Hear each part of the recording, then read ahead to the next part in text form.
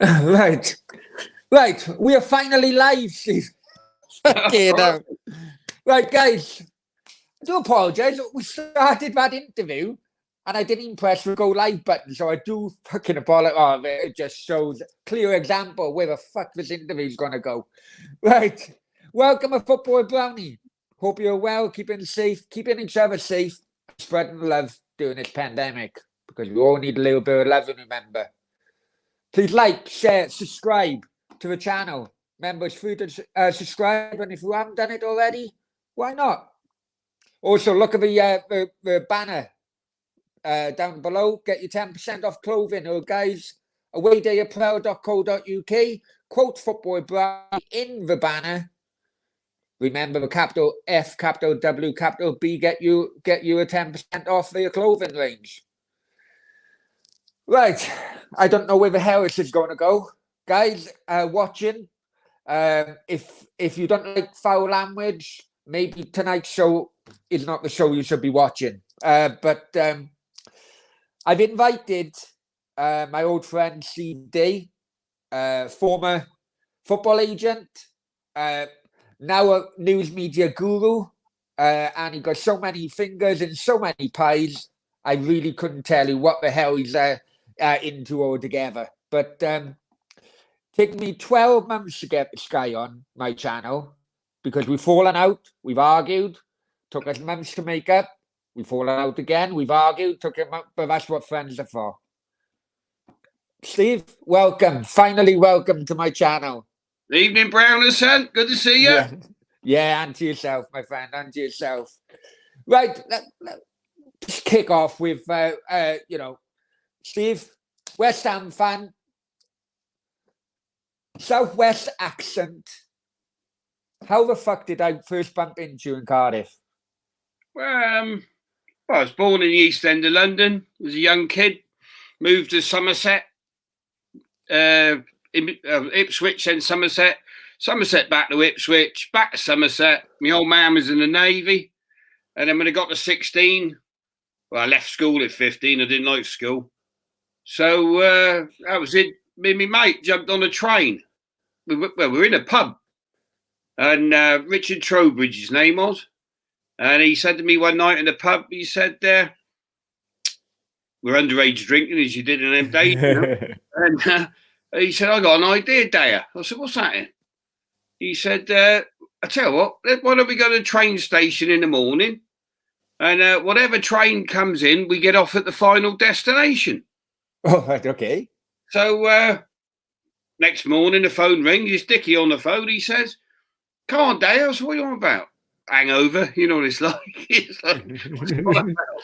He said, we're meant to be going to the train station. Oh, you're serious? Yeah. So we packed the bag, mate, and went down the train station. We didn't have a clue where it was going to go, like, and the old tannoy went out. Next train in is the Portsmouth to Cardiff train. Final destination, Cardiff.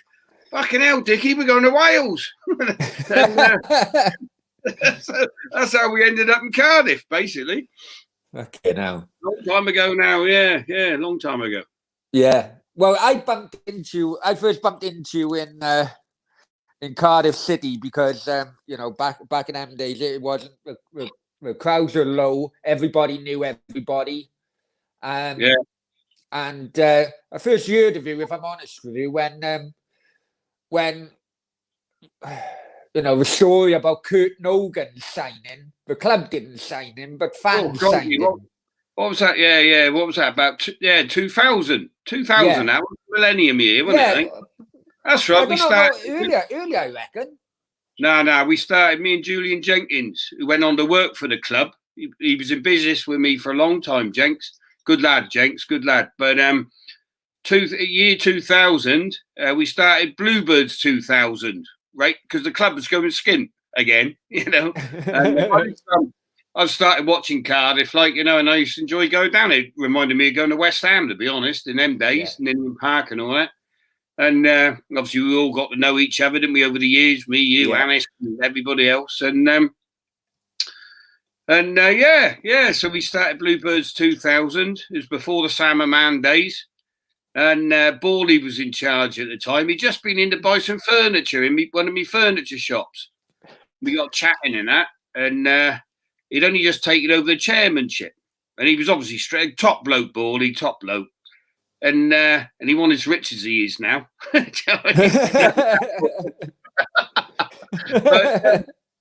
so he needed a bit of help, and we sort of got our heads together and whatever, and we started a campaign called Bluebirds 2000 to raise money to buy shares in the club. So we all bought the shares in the club, you know, and obviously there was proceeds left over.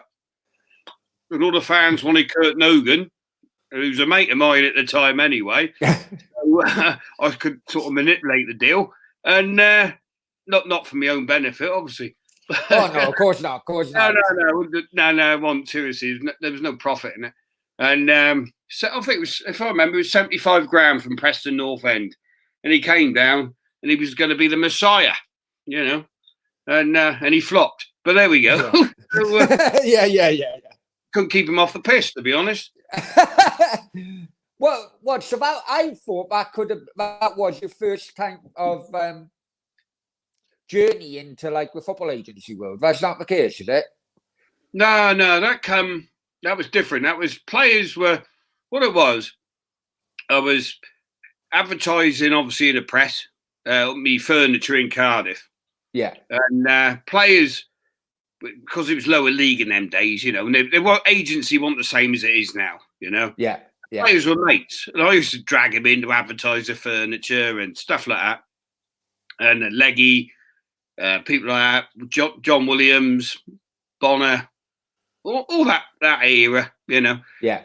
What they used to do was call down the store for a cup of tea after training, and obviously I was a bit astute on the old business side, and they're coming out because they didn't have agents in them days, mate. Yeah, so just come in and have a cup of tea and ask for a bit of business advice, and they used to throw me a new contract, and say, "Have a look at this there. What do you reckon I should do? Do I agree to it? Do I not agree to it?"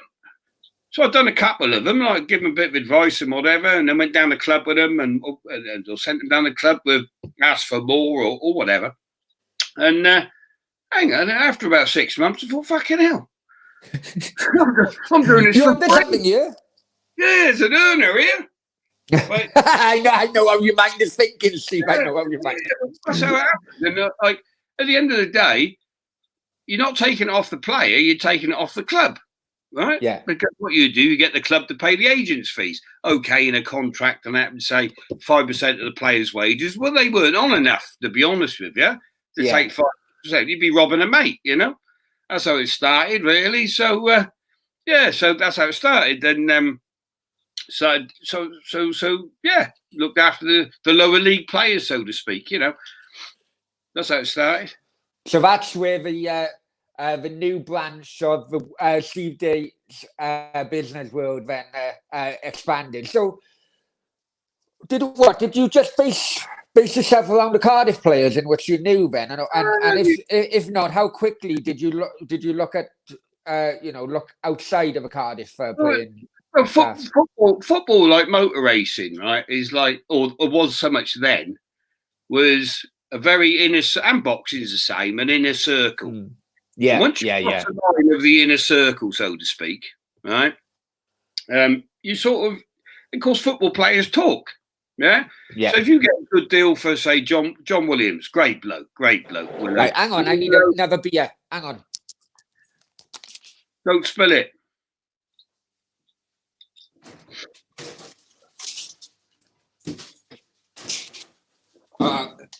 You know what? I know how this interview's going to go, so I just brought out all the beers from the fridge. I might have to walk the fridge. Jesus, hang on.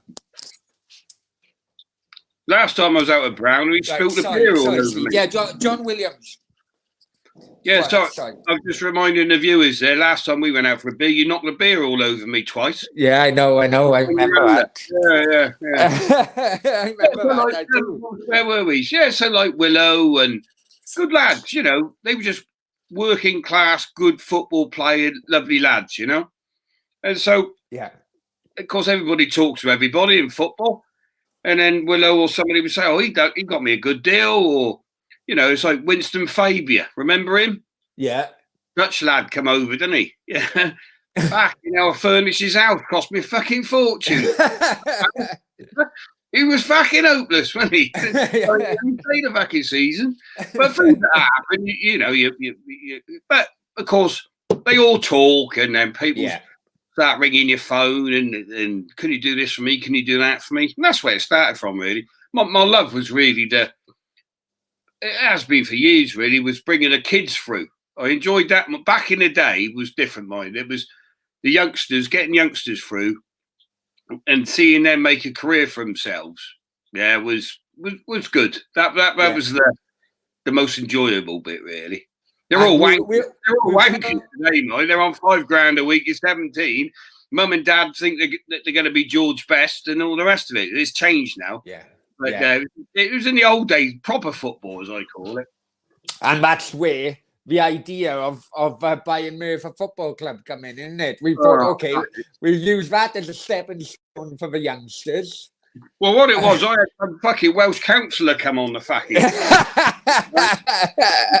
It was always in the head. It was always in the fucking headlines for the wrong reasons. You bastard. He chucked out Polish people out of homes and all sorts of stuff. But he was a bit of a lad. I think that's when we first crossed paths. When it properly. Yeah, properly. Because you just exposed the Merthyr Council for ripping off all the residents. If I remember. Yeah. So I thought to myself, he's a man of my own art. Big mouth, got a big mouth, but not tell people what the reality is instead of the smokescreen, And I remember that you exposing that one. I think you got banned from the council, didn't you? Yeah, had a year ban. Had a year ban. Cost me wages. Cost me the best part of $10,000. I did. Yeah, I remember all that. But anyway, 11.1 million. Yeah, but I'd be honest with you, the dark side of me, right?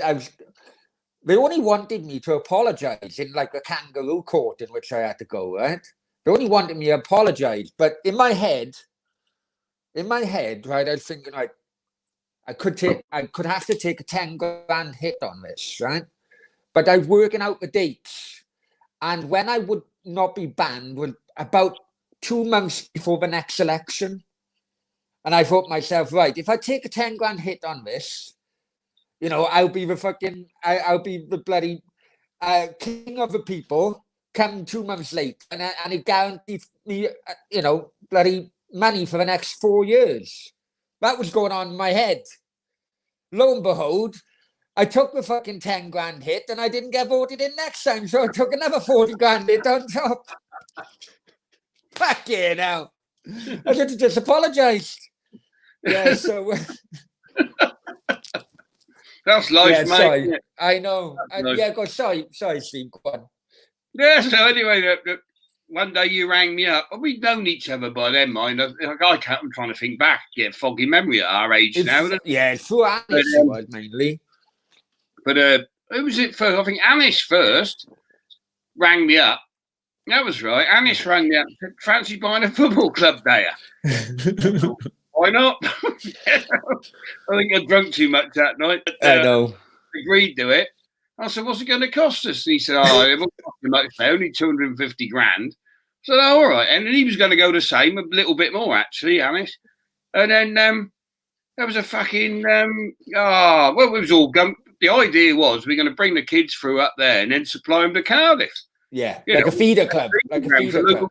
In Wales. Great breeding ground for local clubs and kids in Wales, And especially, at the end of the day, if a kid gets into an academy, which is limited, and the politics of that is something else. But if you're playing well at Merthyr, you've got a chance of getting signed at Cardiff, haven't you? Yeah. And if you remember, in the time then, you take Mark Delaney, come from West Wales, working in a factory. Yeah, come on. And the career that he went on to have, so it did happen anyway. And the next, anyway, I remember you ringing up because we ran into trouble with a supporters trust. Yeah, basically, just to tell people, Steve, basically. You turn them a minute while I get a beer, all right? I'll bring two. No worries, no worries. Basically, guys, right, what it was, Merthyr Tydfil Football Club were in the old Southern League. So, you know, you've got the Vanderarma League, or whatever they call it. You got League Two, then you've got the conference, what it used to be called, God knows what it's called now. And then it's one underneath. So 2 levels underneath League Two. And yeah, basically they overspent and they went into administration. During the administration kind of period, the club formed a supporters trust, which at the time, Steve, was one of the very first supporters trusts within the UK kind of football scene, wasn't it? Definitely. Hey, there's nothing wrong. There's nothing wrong with supporters trusts, as long as you got the right mentality and the right people on it.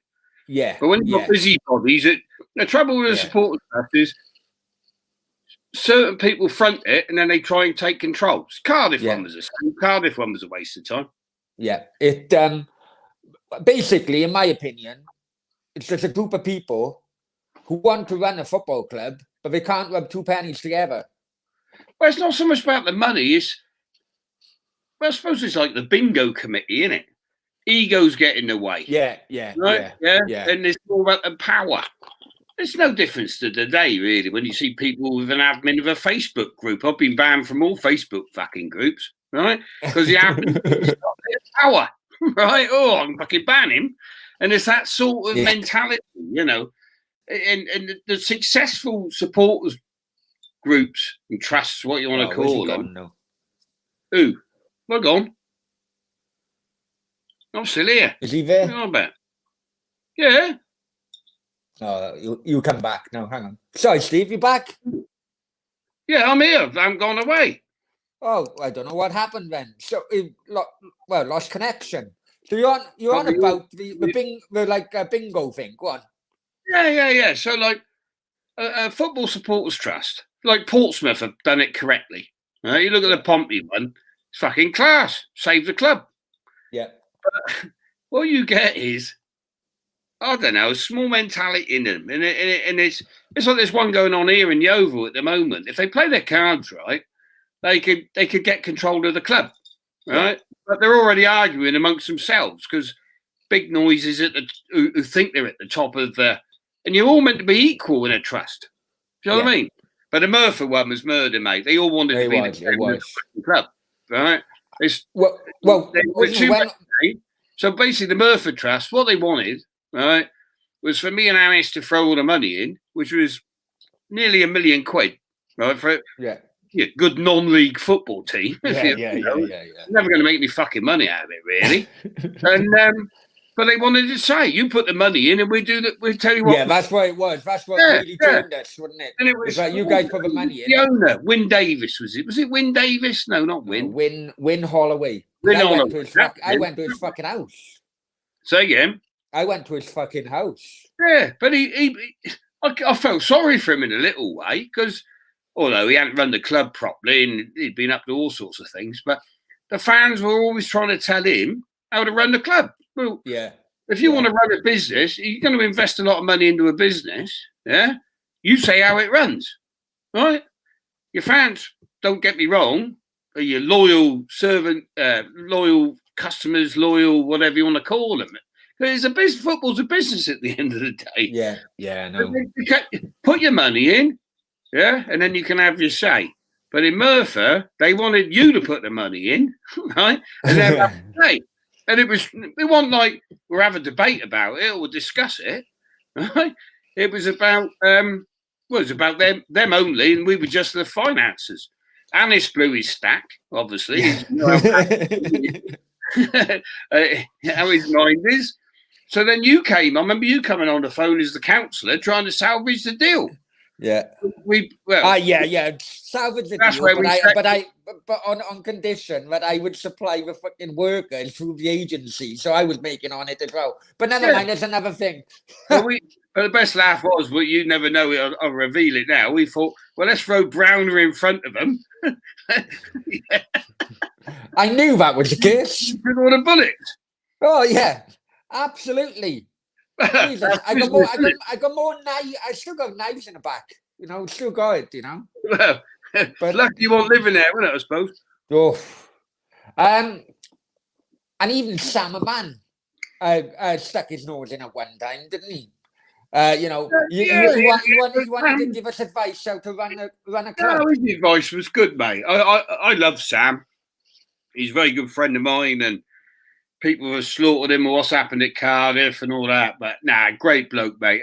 At the end of the day, Steve, right? Cardiff wouldn't be where they are if it wasn't for Sam Man at the time. People don't remember that. People don't remember that. People listen to the hype, right? He was top of the when he got stitched up by Risdale, which he was stitched up by him and Paul Guy. Risdale and Paul Guy and that stitched him up big time, right? And they were top of the championship, or second, top of the championship. He just ran out of money at the end of the day. That's the bottom line of it. And they weren't prepared to help him get over the line. They preferred to rape it off him and do what they've done. Right. With so many players. Now, I know that I'm going to have to tell this to people watching. There's some players and some deals which we cannot reveal anything about, right? Simply because there has been disclosures regarding the deals, Steve, and it's still live now. So last thing I want is for us to be sued and the channel to be taken down. So the last thing I'll have to pay the money back. So do you want to start with Sam Man stories? We're on about that. Should we go into Sam Man stories? Yeah, if you want, mate. Yeah. Go on. You tell him. You tell him better than why. I want to know. Well, I don't know everything. How about when he's asking you to get players, and he's like, I don't want to reveal names now, but a certain player who absolutely overpaid for. There's quite a few of them. Oh, fuck it. Leo Fortune West. Yeah, 50. But Sam was a great bloke, mate. People knock him, right? But Sam had a knack as well. But he would call you up and he'd ask for players, right? Right. The best one ever, the funniest one ever, right, was Bobby Gould was manager, right? And me and Bobby Gould just couldn't get on. Never. He played for West Ham, obviously. Yeah. But Bobby Gould wound me up from 1975 as a young kid, right? He was crap, right? And he was. I can remember when we won the FA Cup in 1975, and I said to my old man, I was only a kid. I said to my old man, what's Bobby Gould doing old and running around Wembley with the cup? Right? He's a fucking sub. And years later, Sam brought, obviously, when Sam come to the club at Cardiff, he said, he rang out, I'm bringing in Bobby Gould, baby. Oh, fuck it. That was the last words I wanted to hear, wasn't it? But anyway, so, and Bobby Gould, for whatever, like my mate Willow swears by him, but he was fucking hopeless at Cardiff. No, seriously, you got to say how it was, isn't it? Yeah, He was fucking hopeless. Huh? Wasn't he a director of football at first? No, he came in as manager. He was the first manager. Well, he came as director of football. Yeah, he did. Yeah. Cork, wasn't he? Yeah, Alan Cork was manager. No. I tell you, it was great bloke. Was Frank Burrows had gone, and the manager was, he's dead now, God bless him. Blackpool. Oh, crikey, what's his name? Memory served me bad here. Billy Eyre. Billy Eyre. Okay. Fantastic bloke, Billy Eyre. Real diamond of a bloke, So, but Billy Eyre, Sam took over. Billy Eyre was the manager from the season before. Bobby Gould came as director of football. Okay, I think it was give it a couple of matches, and Bobby Gould became manager. Yeah. Hey, I might be out on that a little bit, but it was something like that. Right? Yeah. And Bobby Gould didn't have a fucking clue. Like, who puts Andy Legg on the fucking right wing? But that's what happened. Anyway, we stormed the dressing room in Leyton Orient, Yeah. I don't know if you went to the game, but there's Modes, Jenks, Anis, fucking all the lads. And we just couldn't believe what we're seeing. Sam had invested all this money into the club. And Bobby Gould was just like Andy Legg on the right wing. For fuck's sake. So anyway, we had a fucking bit of a rub with Bobby on that one. In the dressing room, and then as he's getting on the bus. But there we go. But no, bloke didn't have a clue. But where do we get on to Bobby Gould? Anyway, I'm trying to think what the start of the question was now. No, regarding Sam the Man. Oh, Sam. Yeah, so Sam could sign. See, he put the money obviously came from the sale of Wimbledon. Right? And there's a lot of deals that went on there with other people, should we say? Yeah. We won't go over all that. But Sam was in a position to buy Cardiff for 3 million. 3 million, I think it was, wasn't it? And no, he knew it. People say he just bought his way up. He didn't just buy his way up. But he selected, at the end of the day, if you want to get your football club out the bottom ranks and push up, as they did, the fair play to him, he got mate. Right? Yeah, there was loans going on here, there. Where's his money at first? Ron Nodes as well. All right. And those deals, you say it now because Ron Nodes is dead, but but Ron Nodes was the leader. The truth is, Ron Nodes at Wimbledon sold it to Brentford, wasn't it? Brentford, owner of Brentford, former owner of Brentford. Very own Brentford, yeah, but that was the thing, wasn't it? Palace, wasn't it? Was the thing, the history of that.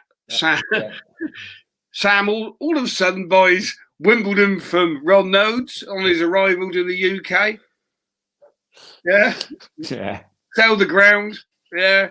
Oh, Nodes goes and buys Palace. Where did Wimbledon go and play? Yeah. Ellis Park, 2 grounds, 1 ground, 2 clubs. Fantastic revenue spinning that, wasn't it? Yeah. Sold the team to Goldberg, but not the ground. Remember that?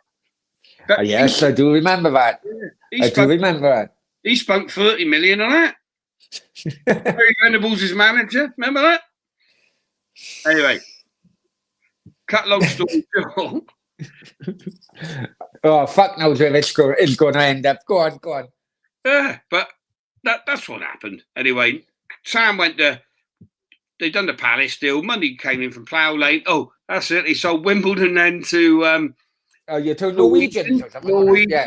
That was nearly 30 million quid. So the two go separate ways, right? The two go separate ways. Sam goes to Cardiff. Yeah. Rhodes goes to Brentford. Both of them look for the same thing of moving the ground, retail park, blah, blah, blah, blah. Yeah. Anyway, but Sam ran out of money at the end of the day, or the institution ran out of money. Yeah. And then there was the loan notes with Langston, wasn't there? Because they were still going on, Steve. Still going on. Well, Citibank called the debt in, 27 million, I think it was. And Langston provided the notes from the Cayman Islands. Now, I think we should explain this, Steve, because me and you know the background about things. But this is what really, I'm going to say it, really fucks me off with some football club owners. And it really does fuck me off. Basically, guys, right? And West Ham have been owners of West Ham been pulled up on it like last couple of years as well. Basically, a way to make money as a football club owner is that you supply funds to that club. Even though it's your club, you always have to remember that it's you personally and it's a business, right? Just because you don't own a business, you still have to always remember there's a divide between that. So when an owner personally supplies, hang on 1 minute. When a person or an owner supplies money to a club, there's some unscrupulous owners that do that on condition of crazy interest rates.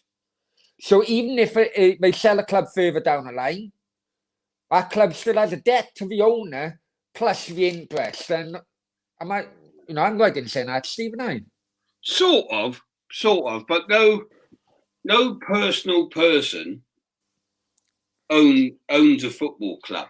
Yeah, but you know what I mean. We got it with Kroenke and Arsenal at the moment. He's sending funds to Arsenal, but we all know there's a bloody loan note on any funds he's sending to Arsenal. What fans don't realise is it's not the bloke who owns a football club. It's a company that he's involved with or a company that he's set up puts the money in as a loan. Yeah. And if you're going to put your money into a football club, which is a bottomless pit, you want a better return of interest than you do from the bank. Because none of these, unless you really love the club. Right? Jack Walker would be an exception at Blackburn. That man just loved the football club and done what he done. Right? But in general, when you get somebody buy a club today and put a loan into the club, just like Golden Sullivan at West Ham is an example, right? And David Gold does love the club. Sullivan, he loves whichever club he owns. Yeah, exactly. Right? Mental midget, isn't he? But it's true though, isn't it? Right? You can't talk about Panafian like that, Steve.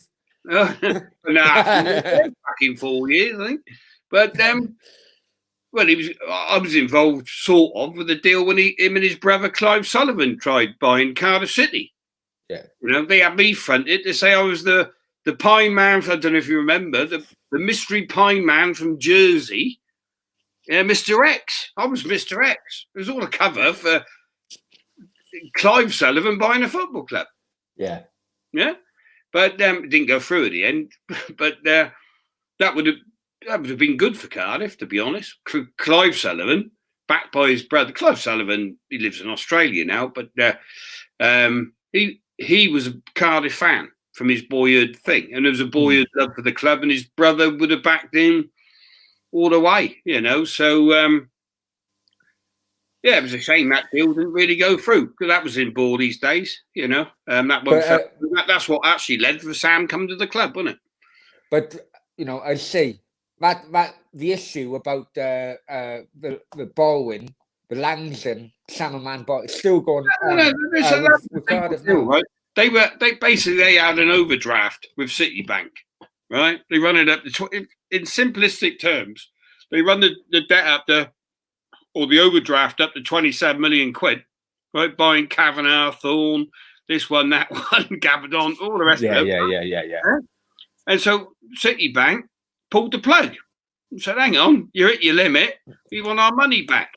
If you remember at the time, banks never trust a bank.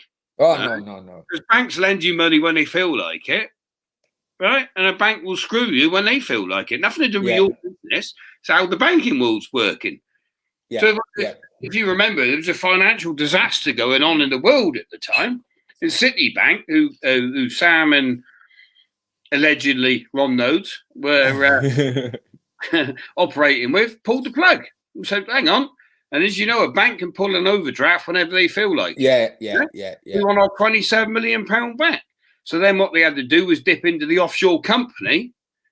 But when you take that 27 million quid, from your offshore company and give it to the football club, you don't give it free of charge, do you? Yeah. It's lent to the club. Like the bank will lend in it.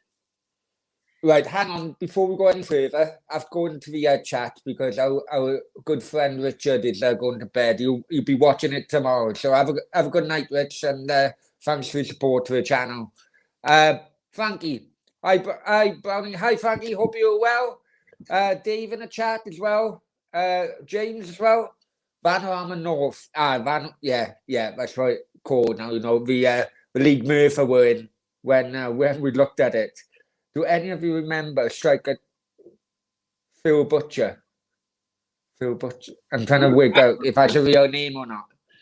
Matthew, what's your thoughts about Cowbridge Football Club? Having previously lived in the area, it seems an area of high potential. Go on, Steve, answer that. Cool. I fuck knows where we're going to go on that question. Go on. When I lived in Cowbridge, not blowing my own trumpet. I started in under sevens. Well, I didn't actually start. A good mate of mine knocked me front door, Mark Chuckwell. I was busy as I was, you know. Yeah. And good mate of mine, Mark Chuckwell, knocked me front door. I've started a little football club. Did your son want to play? Yeah. I think under sixes at the time. And would give me a hand with it. So I said, yeah, let's do it proper.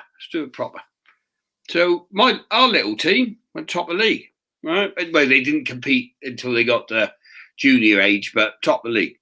Yeah. But again, we were just talking about supporters trusts, yeah? Well, when you get the committees of local football clubs, it goes two ways. It becomes successful, or it's a fucking to be honest with you, right? And that's what you got in Cowbridge, right? You've got Rhys Williams, who's a fucking NatWest bank manager, right? Run with a dictatorship committee with Rob Smith, the head of boxing board of control. Well, we all know what he's like. We only got to watch the boxing to see his comments, right? So you got a boxer trying to think he knows something about football, and you got a bank manager doing it for ego in the area of Cowbridge, right? Now, in my time at Cowbridge, I introduced the committee. Right? I didn't get involved myself. Didn't want nothing to do with that. But introduced them to some high-profile people. Michael Isaac was a neighbour of mine who was the director of Cardiff City. Yeah. He's actually suing the club at the minute. Yeah, that's right. So we won't talk about that. It's a current case. Yeah. So I said to Michael, look, what do you think? Cowbridge Town, you know, you keep going on about buying Barry. And obviously I had discussions with him when we were buying Merthyr, or looking at buying Merthyr. And I said, Mike, what do you think? He said, it looks a better prospect than Barry Town. Right? So let's do it. He said, introduce me to the committee. Well, it's fucking embarrassing, mate, honestly. Yeah. So Rhys Williams, the chairman of Cowbridge Town, right? No, we'll call him out because the bloke's a dick, right? He's a dick, mate. Knows nothing about football. Didn't have a clue, had no vision. All he wanted was he swanned around Cowbridge in bar 44. I'm the chairman of Cowbridge Town on a Friday night, right? Let's be honest, he's running a fucking pub team for fuck's sake in the senior, right? And he's got ranks. The annoying thing was he had ranks of youngsters in that club, like 300 kids, all paying, you know, subs of, say, 150, 200 pounds for the season, yeah. Right? And he had the opportunity to take it all away. And then his next thing is in the press, we're going to the Welsh League, right? Which is what Michael said. And I agreed it could happen with the right direction. But do you think those people have got the nous to do it? Not in a million years, mate. Yeah. Right? So 15 years ago, say 15 years, 10 years ago, whatever it was, Rhys Williams is in the South Wales Echo, Cowbridge Town heading to the Welsh League. What a fucking idiot. Another midget, mate. Small man syndrome, he's got that bloke, right? Last I heard, only heard last couple of weeks, his missus had kicked him out and he's living in a fucking one bedroom bed sitting fucking Cowbridge. Right. That's the trouble you have. But I know. You have the authority over 200 young kids, right, who could, you know, move on. But so what's his name? Matthew. So Matthew, Cowbridge Town needs to get rid of Rhys Williams, get rid of Rob Smith. He's good at boxing. You know, he's the boxing head of border control. Rhys Williams is a prat, right? And so until you break that committee up, Cowbridge fucked. There you go. God, no. Right, I was in the chat. People don't know the truth, though. That's the thing. What do you think, Matthew? What does Matthew think? Yeah, no, okay, Matthew. You know, let us know in the comments what you think. He's obviously Cowbridge local, isn't he? Yeah, Cowbridge is a strange town. My old accountant used to be in Cowbridge. I know, but it's hard to get to. That's the problem. Remember, there's hundreds of kids growing up there, Browner.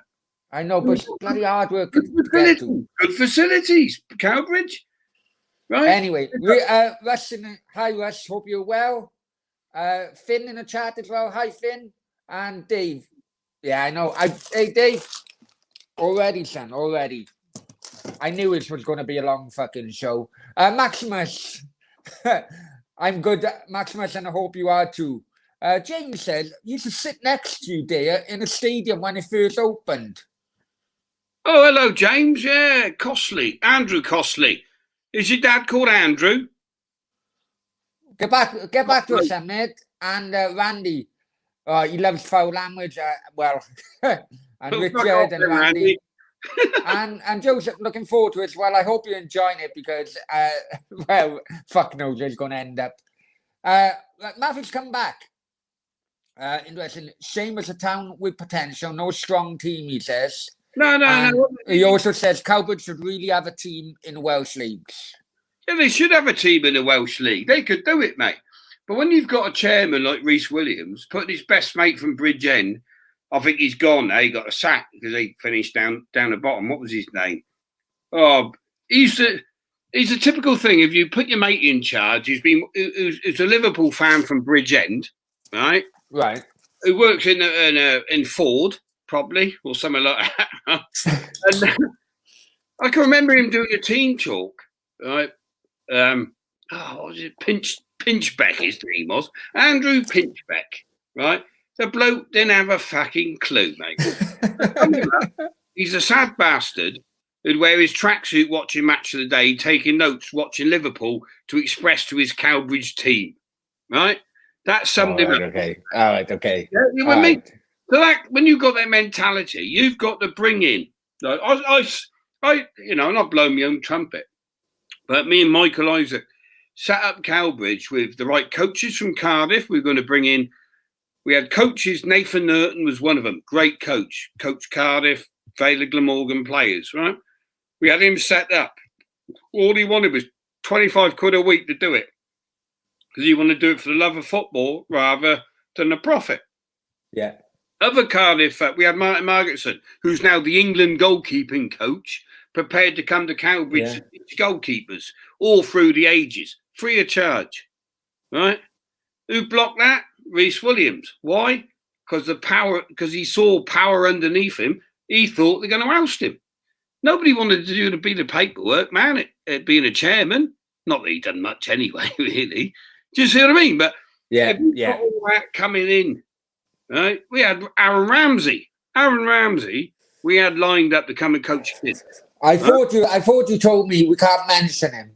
We can't mention certain factors, right? All right. Well, okay. Aaron Ramsey. I got him down to Cowbridge to present the trophies to the kids and all the rest of it. But the chairman, Rhys Williams, doesn't like that. He likes to be on the stage, and he stood next to Aaron Ramsey. Yeah. But that's I know. When you got wankers running committees, mate, you ain't going to get nowhere with football. And it's sad for the kids because kids don't get the chance to develop to their ability, you know? Right. And, hey, hang on. James come back. Yeah, Andrew's his father, he said. Oh, yeah, top bloke, Costley. Andrew Costley, what a geezer. I hope your dad's well, James, and love him to death and pass on my best to him, mate. If he's still alive, obviously. But well, I'm sure he is. Listen, he was a good solicitor up Cathilly. Great bloke. And I remember James. Is that the fucking name and number you give me for my TV? We'll go through that later on. Well, Andrew Costley Browner, what a top bloke, mate. Top bloke. Yeah. And Flying Pig United come in. Hi, Pig. Hope you're well, my friend. Guys, honestly now, this guy is one of the most funniest YouTubers. Don't have to be a Man United fan. He is funny as fuck, I'm telling you. Check out his channel, and he says, haha, wearing a tracksuit while watching Match of the Day. This guy is gold. Nice one, Brownie. No problem, mate. No problem. And Matthew, different subject, Steve. What's the top 3 West Ham games you've been to? You are, in all fairness, Steve, you are a massive West Ham fan. I have to. Yeah, I've been since a kid, mate. You used to have loads of shit down Cardiff because of it. But fair play to you. You took it on the chin. To be fair, the Cardiff fans accepted. He always knew I was a West Ham fan at heart, right? Yeah. We're talking Ninian Park days now, mine, not the Lego Stadium, right? So, like, down on the A block and all that, nobody give a fuck I was West Ham, unless we were playing West Ham, but I was in the away end then anyway, right? So, I enjoyed my years at Cardiff, right? Nobody really give me any shit, bit of banter. Yeah, bit of banter, didn't it? Yeah, I know. It, mate, but nobody ever give me a hard time over it, really. Cardiff and West Ham. Okay, West Ham are a bigger club than Cardiff. I would even accept that. But the background and the kind of history of how both clubs were built and the history. Neither fans. It's so similar. If I'm honest. No, I wouldn't say similar now. I'd say Cardiff fucked it up, to be honest. Yeah, but, I know what you're saying. You know where I'm coming from. You know, I'm on about the working classes. Oh, definitely, mate. Started the clubs. The boys from the docks, the boys from the Leeds, wherever. Do you know what I mean? Going down to Ninian Park was fantastic. That's what drew me in, really. I went to watch a couple of games. I went to watch a couple of games of Cardiff back in the early days when I first got to Wales. And my first game was with Chelsea. I always remember it was Chelsea, actually. And fucking hell. All kicked off back in the day, wasn't it? And I mixed in with I was too young to go to that game, but I know the game you talk about. Yeah, we talk to you 15 years younger than me, aren't you? But I wish I was more. Mickey Duke was from Cardiff, from Chelsea.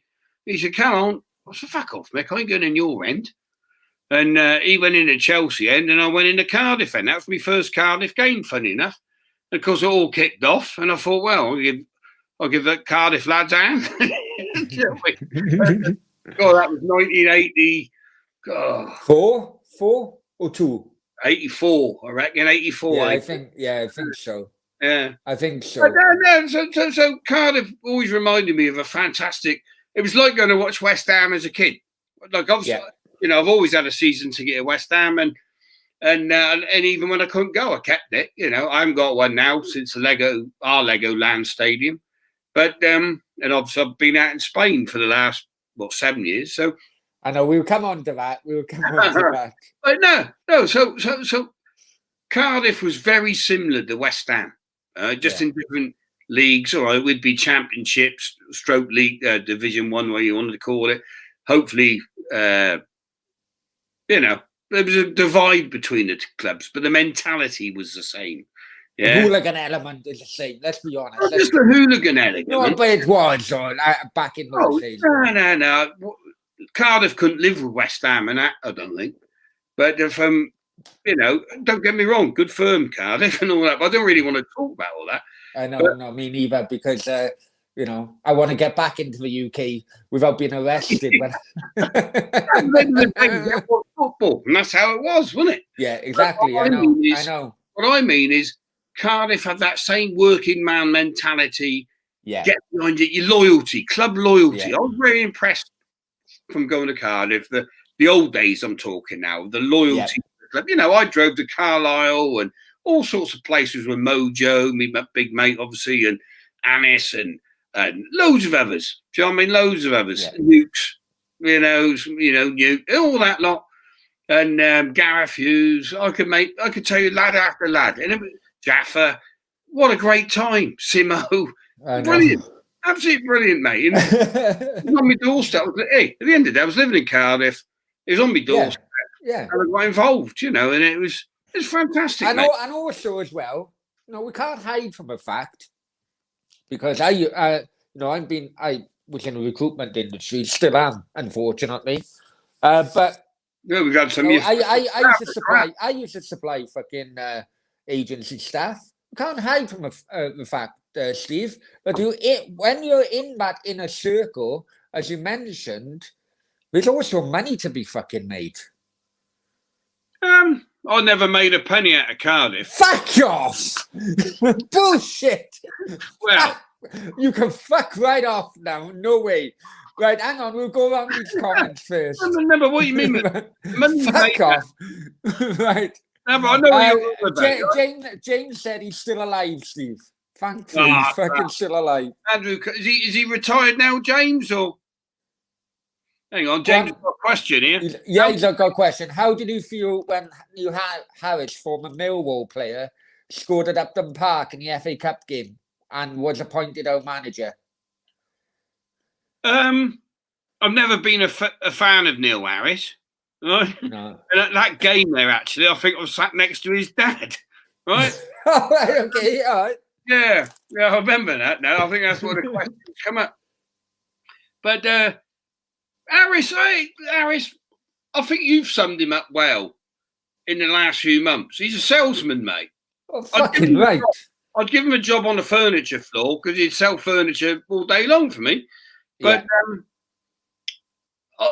the only reason I don't hate Neil Harris, despite his Millwall connections, was I think he suffered, didn't he, with his health a little bit. Yeah, cancer, wasn't it? Cancer. Yeah, we had testicle cancer, and he come through that, come to loan to Cardiff. But as a manager, he's fucking shit, wasn't he, to be honest, right? Fluked it a bit in last season, but any new manager normally gets a little run like that. And he's just a bit cheesy, mate. But I watched him on Sky. I tell you what I didn't like it the other day when he was commentating on Sky on the new game with McCarthy in charge. Huddersfield game. Yeah. Two little digs in there and all the rest of it. But nah, dinosaur, mate. Well, you know what? Shouldn't have appointed him. Should have sacked him. Exactly. No, before I started this channel properly, Steve, I was doing my homework on different fan channels, to get a better idea on what world I was fucking stepping into, really. And I do like the Millwall fan channel, Lions TV. Never watched it, mate. Don't watch it. No, it's fair enough, right? But even if you go back to the fan cams where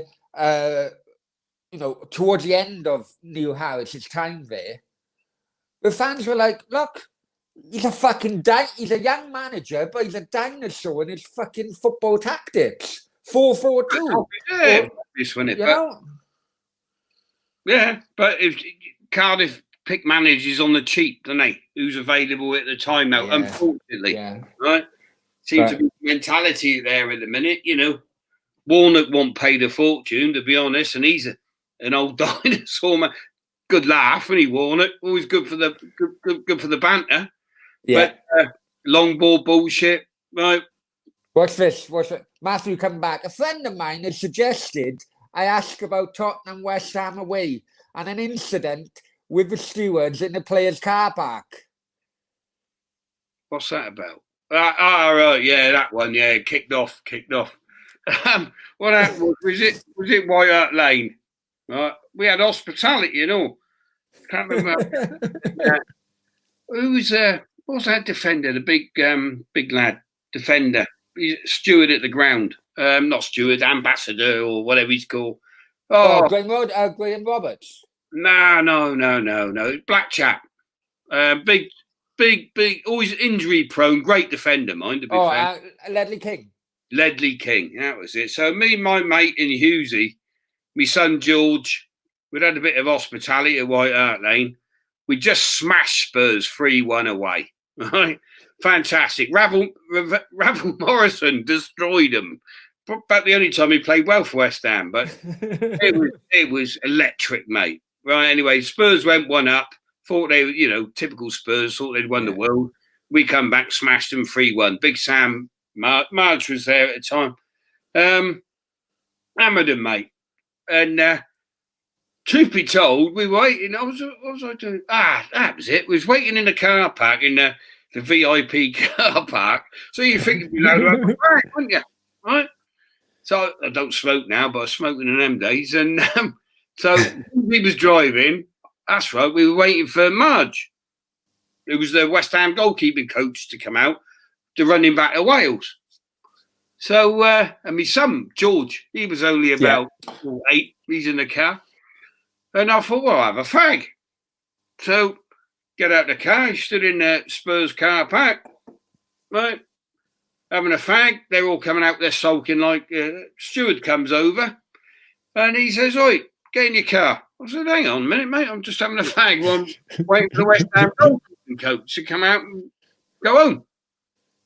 He says, "Get in your car. Well, I'll fucking throw you in there," he says. I said, "Hang on a minute. This is the VIP area. You know, you can't talk to me like that. What? If you want to fight, we'll have a fight. You know? I ain't doing anyone harm, mate. I'm in my car parking space. It's me pass. Just having a quick smoke." Anyway, Ledley King comes out and giving it the large one, right? So me and Ledley King squared up then, and I said, "Look, mate, just because you lost, you know, you're a superior football club. You should be used to it, right?" Oh, he didn't like that, Ledley King. He went off. Well, was that time, if I remember correctly, was that the time where Freddie Canute scored a couple, was it? No. Okay. No. Ravel Morrison, mate. We were 1-0 down half-time. It was the big one where West Ham got accused of doing the gassing, hissing sounds. Right, okay. Which wasn't true. Unfounded allegations. I know, yeah. Hey, I still do it these days, don't I? Well, you've done it for your life. I thought you had a gas leak when you were talking. Once you were in Marbella. Fucking hell.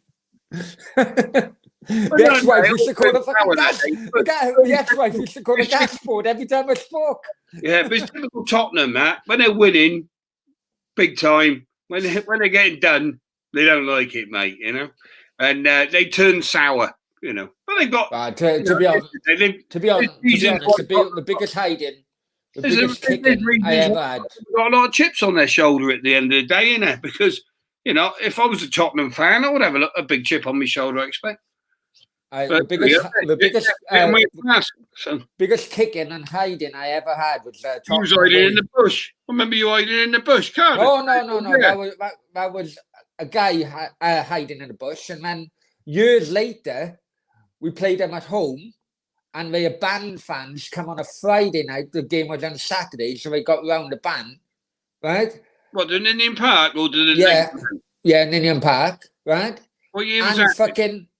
I was living in London that time, right? Tell you something, right? Living in London that time, that would have been like, I was banned in, well, the court case was February 2001.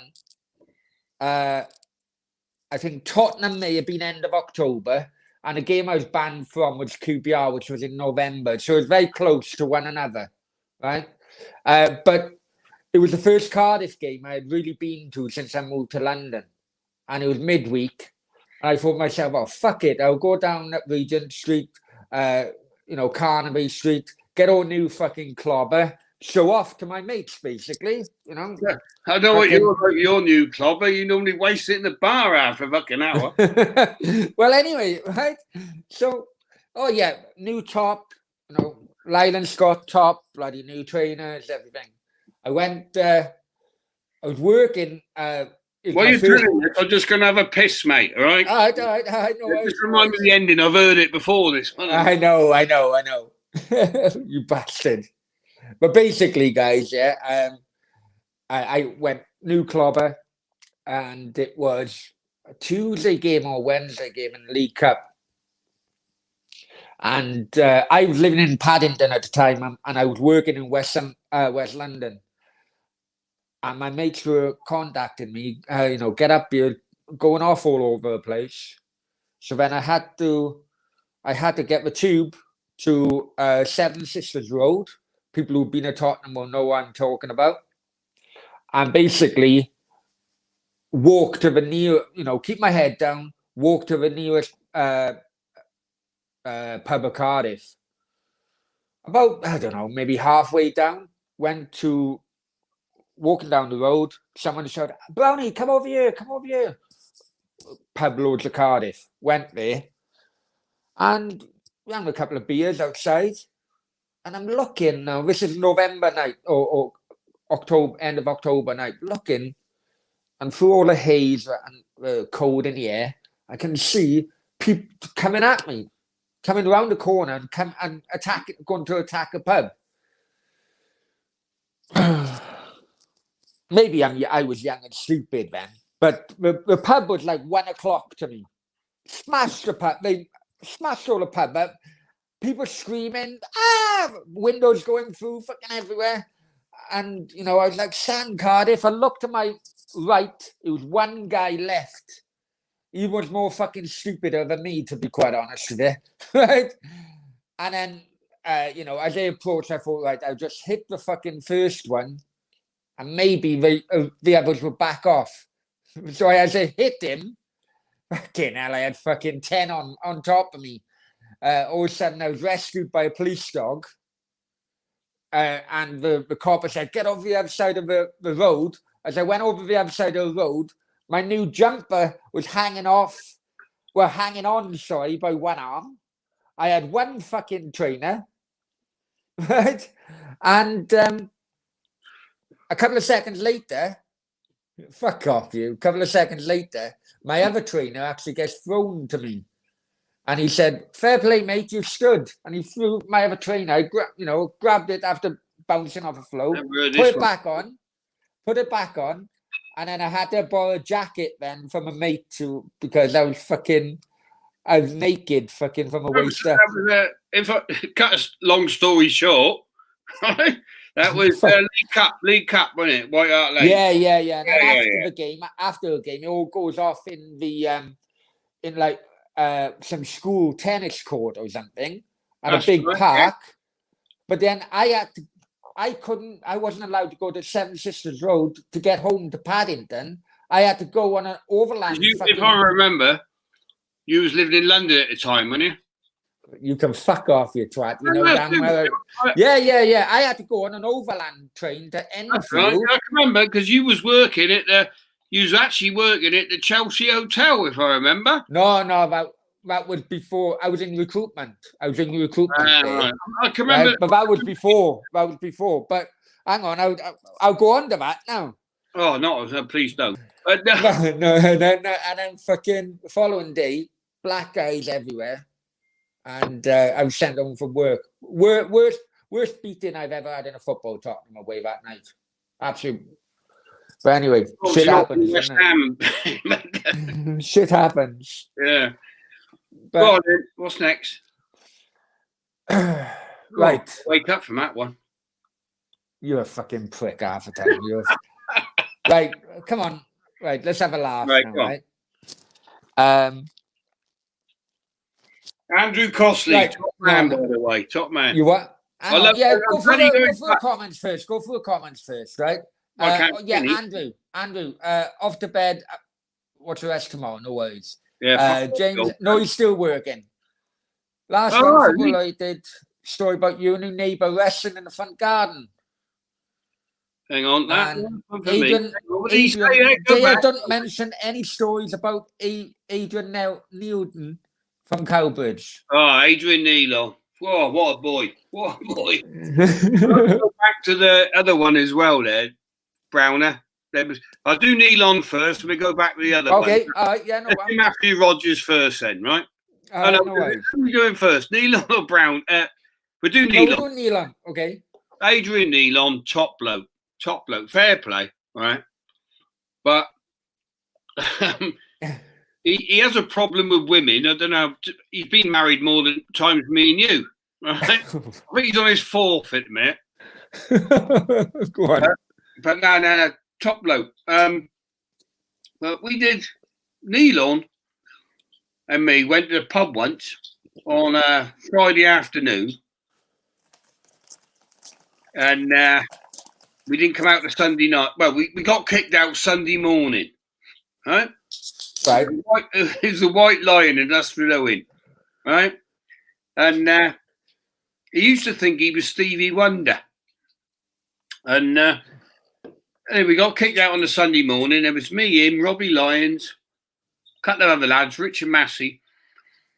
So we've been in since Friday afternoon, right? Watched all the sport, as you do. The landlord said, look, lads, I've got to go to bed. o'clock Sunday morning. He slung himself. And Anthony Greedy, his name was, landlord. And I said, come on, Greedy. No, I'll have a couple of hours. He said, I've got to throw you out. We just parked ourselves outside the pub. And then Neilon says, let's have a game of golf. We only live 3 doors up from the boozer. And so we started launching golf balls at the pub off Neilon's garden, right? And then he decided he was Stevie Wonder. And we walked around the village knocking on people's doors. And we'd knock their front door at like 8:30, 7 o'clock Sunday morning, whatever it fucking was at the time. And then they come out the window to see who was at the door. Right? And it's like, you remember in your clicky village, Cowbridge, just Yeah. And they're all coming out the windows going, who the fucking hell's that? And then we look out, Neilon would sing it. We've just called to say we love you. Rats. We've been on it for 3 days. Right? And but the funny thing was, we got back to the pub. So we done the circle of the village, and we said, come with us, lock in, we're going down the pub. Come on. So we were like the Pied Piper, right? So we went round all the houses, apart from Rhys Williams. We knocked his door, he wasn't allowed out. Cowbridge chairman, he wasn't allowed out. And I remember his missus fucking ranting on. But got back to the pub, we had like 40 geezers with us, right? So we're all sat out on the benches outside the pub now, 9 o'clock, 9:30 in the morning. Neilon goes down, they were doing waterworks because he thought he was a plumber. He don't know fuck all about water. He went down the Welsh water roll, got the hose pipe, well, one hose pipe, a valve, the water mains, and fucking turned it through, fired it up through the landlord's bedroom window at the White Lion, soaked out, flooded upstairs. So the landlord had no choice. He come out the window to give us a fuck off. Huh? The village were outside, wanted to come in for a drink. So we got Adrian Neilon, what a boy. Yeah, great lad, Neilon. Right, listen. That choice of women. Listen, right? What was the one before that? Right. But answer it quickly, yeah, because we need to go through other things, which fucking hell, this show will go on fucking 5 hours, man. The Cowbridge now. What do you say, right. That's one from me, non-football related. What's the story about you and your neighbour wrestling in a foot garden? Apparently, oh, right. No, I didn't end up naked. No. Fucking hell. I used to live in Cowbridge, obviously. Next to all of this, well, the son was a scout. No, he's your typical Welsh football fan. Like, from Wales, supports Liverpool, right? Given and his mum and dad were twats, right? Oh no, she was so up her ass, it was unbelievable. Her son actually caused a bus crash that killed a kid in Cowbridge, right? Okay. They can sue me if they want, but it's true. We all know it's fucking true. He actually grabbed the steering wheel off the school bus and sent it over the bank, right? And a young lad, Stuart, died. Right? One of my sons was on the bus actually. But and the first thing she was interested in was the insurance payouts for shock, right, or whatever. But like, anyway, fucking horrible family. Wanted to smash them up for years, to be honest. That's true, because you don't do things like that. You know, when poor lad had died, Stuart Cameron Jones, lovely lad, and knew his dad well. So I knew I had to bide my time a little bit. Now, I can't believe he's brought that up, actually. Down the White Lion, and when this young kid comes up to me, he says, Daya, he said, mate, Josh is going to do me. He said he's going to do me. I said, all right. That little cunt starting again, is he? I was like, right, fair enough. I said, we sort him out. So, what do I do? I said, well, Liam, his name was, that was it. And I said, look, Liam, I said, just go up past my house now, go and knock his front door, entice him out. Right? We got our opportunity here, get him to attack you. Right? So, all right, he said, are you sure, Daya? I said, yeah, I'll be up 10 minutes after. So I just made it look like I was just walking home from the pub. And Liam's out on the lawn arguing with this Josh. Right? What they call TJ, they used to call him. Right little shit he was. And he already killed one kid in the village. And he went back in the house. The old man came out as I was walking down the path. And he was having to go at this Liam, and he had one of those white robe dressing gowns in the hotels. Right? I had the perfect excuse. They're arguing now on my garden, my side of the garden, right? Right? So I thought, right, you fucker. So I grabbed the old man. Right? As I grabbed him, I said, "Oi, what are you doing trespassing on my garden?" And as I got all of his dressing gown, I ripped literally straight in half and fell off him. And he stood naked, right? But this time, his Mrs. Melanie's rung the old bill, right? So she's on the blower. Oh, my husband's fighting with a youth out in the garden. And I'm not the youth. That's the Jesus. All the blue lights are going as they come round the corner, and there he's bollock naked in the front garden. Yeah. But no, they learned their lesson that night, not the fuck with us. Yeah. We'll learn you a fucking lesson. I said keep it short and fucking gone on, man. Fucking hell. Right. Mr. Bundle. Hi, Mr. Bundle. Hope you're well, my friend. Hope you're well. Right, Steve, we'll have to talk about football. We'll have to talk football agency. We have to, because a lot of people watching are tuning in just for that, right? So I don't know who we can talk about and who we can't, if I'm honest with you. What angle you coming from? At the end of the day, a football right, player. Basically, guys, at one period in my life, I used to work with Steve as an admin person. You did, yeah. Right. Yeah. Right, as an admin person, basically. I remember. Fuck off. Right, and he was in a pub all fucking day, and I used to do all of donkey work. But anyway, that's another fucking story. No. To be fair, you did a good job, mate. You did a good job. You did all the banter. But I don't know who we can. Not many players have fucking died from those days, right? So I don't know who the fuck we can talk about and who we can't. So. You take it away with some of your stories from those days, Steve. There were many, mate. There were many. There was. I know that. My favourite ever one was John Williams, right? The Flying Postman. Yeah. Yeah. You could probably call. Well, he played in the Premiership at the end of the day, mate. So we got him to the Premiership. And he played for Coventry. He spewed up in. His first game for Coventry, he kept Swansea. He went from Swansea to Coventry. Bobby Gould was the manager. Yeah, that's right. Mickey Quinn as well, isn't it? Yeah, Mick Quinn. When Coventry were good, they signed Willow. Willow's probably the nicest.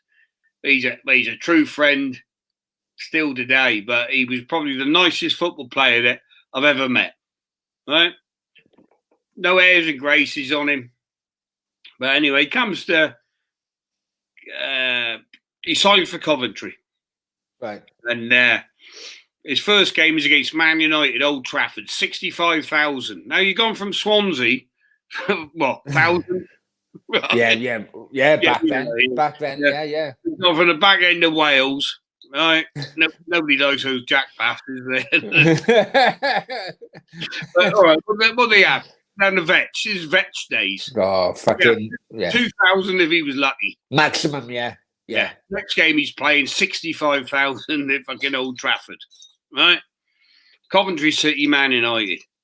He's in the tunnel and he starts fucking chucking up, right? Nerves. Well, they had to take him off. You know what? Zidane did that as well. Many players actually do that. They fucking get sick. When before games and shit. Oh, you would do. You imagine going out in front of 65,000 after your top crowd was probably 2,000. Yeah, that's a big thing to do, isn't it? That's a nerve wrecker. So there was that. But the best laugh with Willow, I got a phone call. right? Back in the days of St. Greaves, I think it was. And it was that long back. But get a phone call. We're going to start ITV, it was. A film. We want the fastest football player in the Premier League. Right? Yeah. Okay. Yeah. It's always about 92. Around 92 era. He's playing for hang on. Swansea. You carry on. I'll just need to go off camera for a minute. Right? Go on, carry on. I know I've heard this story before. You are. No. Right? Yeah. I broke in a fucking ring. I need to piss. Right, hang on. You carry on going. I've heard this story. Well, we're going to all hear this on the microphone because when Brownie's dick is above the toilet, it's a long way, so you get a big splash. But no, so the 91, 92 League Cup final. Eventually, well, they had to do rounds before that. Who's going to be the fastest player in the Premier in the Football League? And Willow was quick. He was at Swansea, and it was 10 grand, which was a lot of money. It was still a lot of money today, but it was a lot of money then. That's probably the equivalent of 50 grand, I suppose, now. And he got through to the final. They had to wear kit, boots, and it was Nottingham Forest, Man United playing it Wembley, the old Wembley. And so we had a bit of a night out the night before. And I said, well, come on, Willow, calm down on the beer a bit, son. We got 10 grand to win here. And the gun went off, the starting pistol went off. John McCurrick was doing the old bets beforehand. And Willow goes off to a terrible start. Absolute terrible. And I think, he's 25 yards behind here. Anyway, he catches up and he wins the race. He does pull it back, just gets over the line, and wins the title. So I went down and said, Willow, what the fucking hell? You had me fucking out of me pants out. I said, what went on? We got fucking 10 grand on the table and you start like that. He said, did you see that kid? Daya, did you see that kid? I said, what kid? He said, warming up for Man United. And I said, no, what are you on about? He said, well, when I went to start the race, he said, this kid came over dribbling the ball, then he just kept flicking up and he was looking at me and he just kept flicking his ball. And he just kept flicking. I was memorised.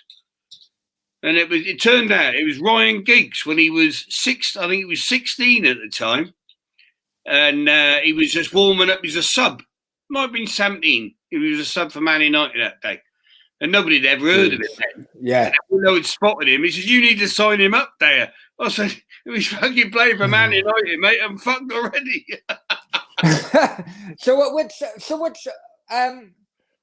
What's your worst player you've dealt with then, Steve?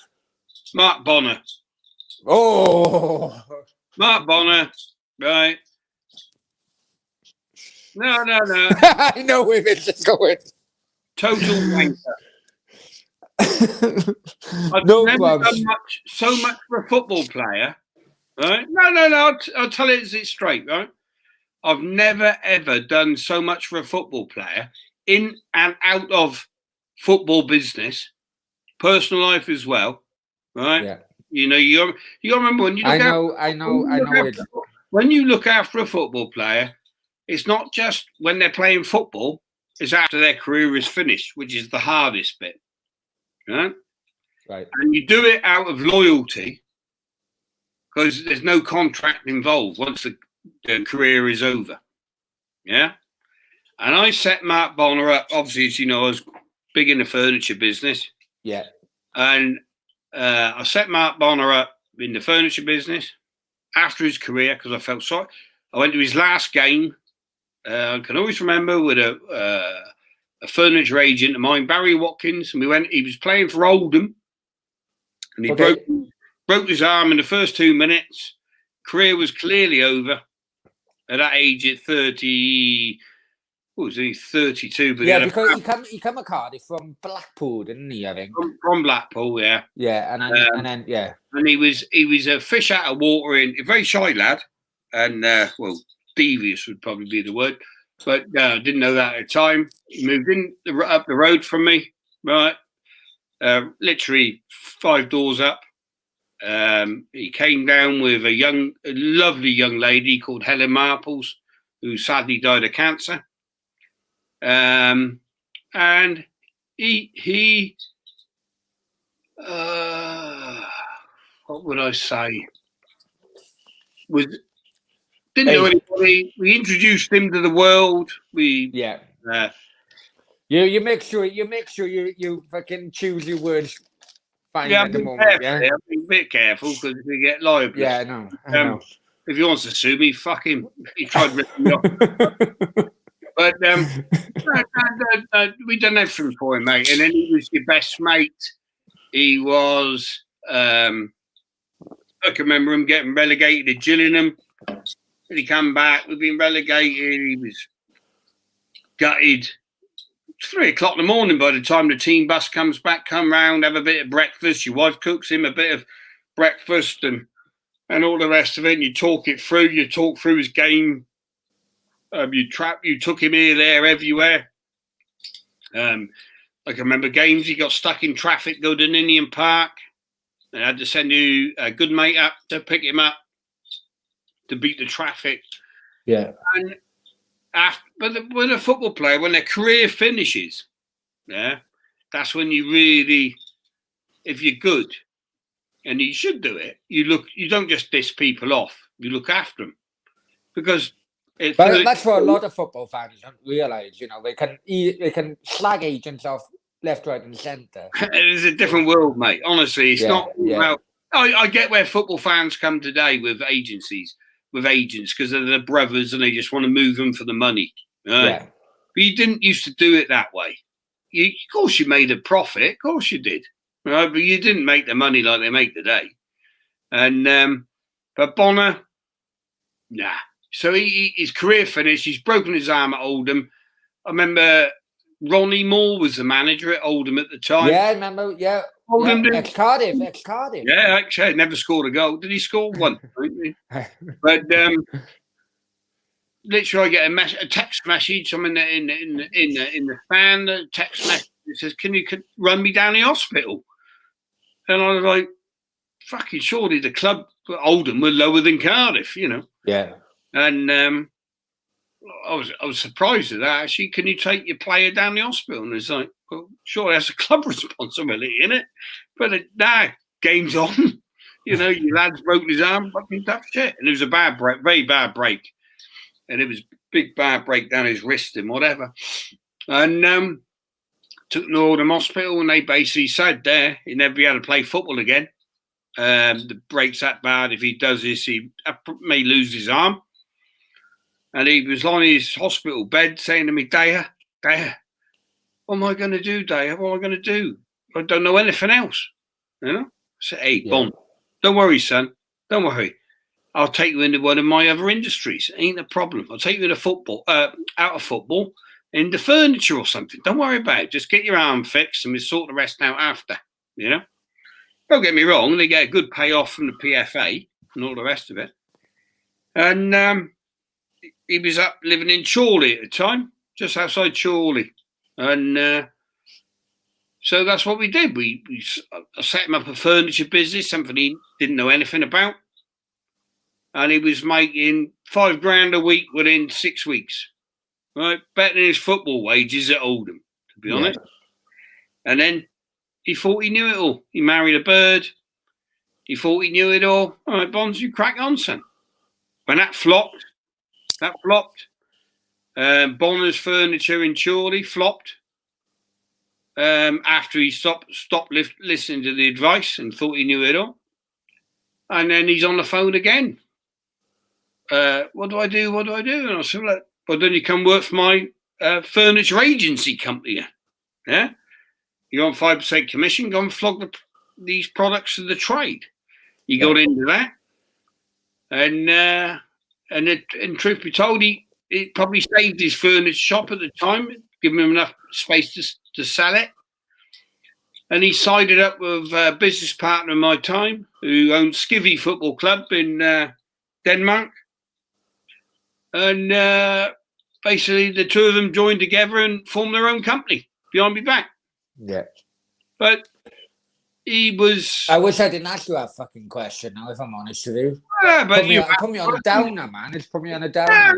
No big deal, mate. No big deal. Hey, in life, if you think everybody's your friend, you're a fool, right? Because Fair point. It's true. You know, I'll put up with you because you're me mate. Do you know what I mean? But but no. But you're loyal, Browner. Loyalty. I'm a fucking divorcee because of you, you fucker. Yeah, but loyalty is the key to life, right? And unfortunately, a lot of football players aren't loyal. Not just football players, but people. I've always said it. Ever since I've gone on to other channels. Yeah. Right? Because of my small experience working with you in the agency world and the football world, and seeing it with my own self. With when we tried to fucking buy that fucking shambles of a football club at the time. That would have been good. If we pulled it off, would have been good. It would have, but the amount I would have been fucking grey by the time I was 35. The fucking stress I would have had, man. Fucking no. But no, but you are right. People don't realise just how mercenary every fucker is within the football industry. You got brutal.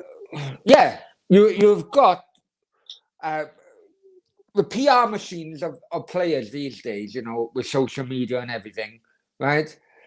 It basically is propaganda of the clubs in which they play. Oh, he loves the fucking club. He loves bullshit. Absolutely bullshit. Today, it's all bullshit. Loyalty, unless you got a Mark Noble. I was going to mention Mark Noble, actually. I was just going to mention Mark Noble. Unless you got a Mark Noble or someone like that who's grown up as a fan. Very rare today, mate. Yeah, very, very much so. And it's surprising, actually, because, with scouting, you have to scout within a certain radius of the area, isn't it, these days, I think? Am I right in saying that? And the kids, yeah. Yeah, as a kid. So normally you're always going to be scouting potentially supporters of your own club. Yeah, true. Really, yeah. But to be honest, you take Aaron Ramsey leaving Cardiff, right? Right, we finally got to mention Aaron Ramsey. No, we ain't going to go into detail. But Ramsey, we just talk some facts. Ramsey was an academy player at Cardiff, 14, well, younger than 14, but coming through the ranks, yeah? The only reason, right, Cardiff got, people say, how did Cardiff only get £5 million for Ramsey, right? But it didn't actually. You mentioned Ramsey and the viewers have just shot up. I told you, didn't I? We've mentioned Ramsey and the viewers have shot up. The truth of Aaron Ramsey, smashing kid from Caerphilly. Yeah. Right? But his parents wanted him to finish his Welsh education. Yeah. Right? And somebody who worked for me, Mark Germain, his name was, who was our football scout, went up to speak to Mrs. Ramsey and Mr. Ramsey in Caerphilly at the age of 14. And I'll tell you bits of what happened, right? But they went up to see Mr. and Mrs. Ramsey, and other clubs, should we say, could have had Ramsey away for compensation payment to 200 to 300 grand, because until they sign their pro contract, it's wide open in academy. Yeah, it's compensation payment, right? Mrs. Ramsey sat there and she said, "Listen, for all you think," to Mark Germain, she said this, not to me. And she said, "For all that you think how good he is at football, my Aaron," she said, "will finish his education in Wales. He's a Welsh speaker. He went to a Welsh speaking school. Yeah. And I want him to finish his Welsh language education. And his full education. So I will, for all the offers in the world," she said, "he will stay at Cardiff until the time comes when somebody else wants him." Yeah. Now, what happened was Peter Risdale, Oh, fucking hell. But obviously, Aaron anyway signs. Yeah, go on. The Cardiff City board was shitting themselves, mate, until Ramsey signed his 17-year-old pro contract, right? And he was a shy, Caffidi boy. The kid just loved playing football. Yeah. Right? That's what he wanted to do, play football. And his mother wanted him to finish his education. And that was the reason he signed his pro contract with Cardiff. Cardiff made or got paid them 5 million, well, less than that in the end, 4.8. Yeah, 4.8, I think, yeah. Right? Instead of 200 grand or whatever. Because he could have, but his parents were very, very level-headed. Unlike many other parents who just think, my son's going to be fucking George Best, and away we go. And so he signed for, if you remember, he signed for Cardiff 17. Should have played in the cup final. You know what, Steve, I know I'm... would have put him on a world stage earlier, right? But there we go. I am convinced because he scored. He had the man of the match the game before or something, right? Yeah, and I'm fucking convinced. That was Dave Jones. Yeah, because I seen fucking Dave Jones in fucking Custom House a week or two after the fucking cup final, and I had a fucking go. I am convinced we would have won the fucking cup final if Aaron Ramsey fucking played from the start. Cardiff City would have beat Portsmouth in the FA Cup final. Yeah, I'm convinced of that. West Ham in 1980 threw in Paul Allen, sorry. Paul Allen at 17, he scored. Yeah. You remember, right? And Ramsey would have destroyed Portsmouth. Yeah, he would have. So the funny thing of the Cardiff backroom staff at the time was Jones wasn't for it, but my good friend Alex Armstrong, who's now the assistant manager of New Zealand, and who else was there then? Terry Burton, great bloke. Yeah. Wanted Ramsey to start, but the gaffer gets his say. They brought him on, didn't they? I think they brought him on for Whitney. They brought him on about fucking 80 minutes or something.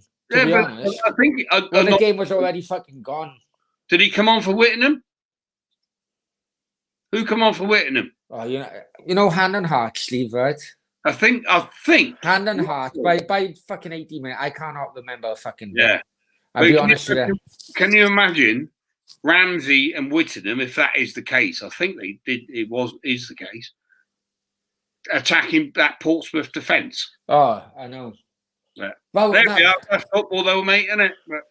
But anyway, so with Ramsey, that's the only reason. So anyway, what happened was the he signed his pro contract at 17. Yeah. And Rizdell, right? Rizdell Pete, the biggest crook in football. Yeah. No. I know. But you know, I'm just.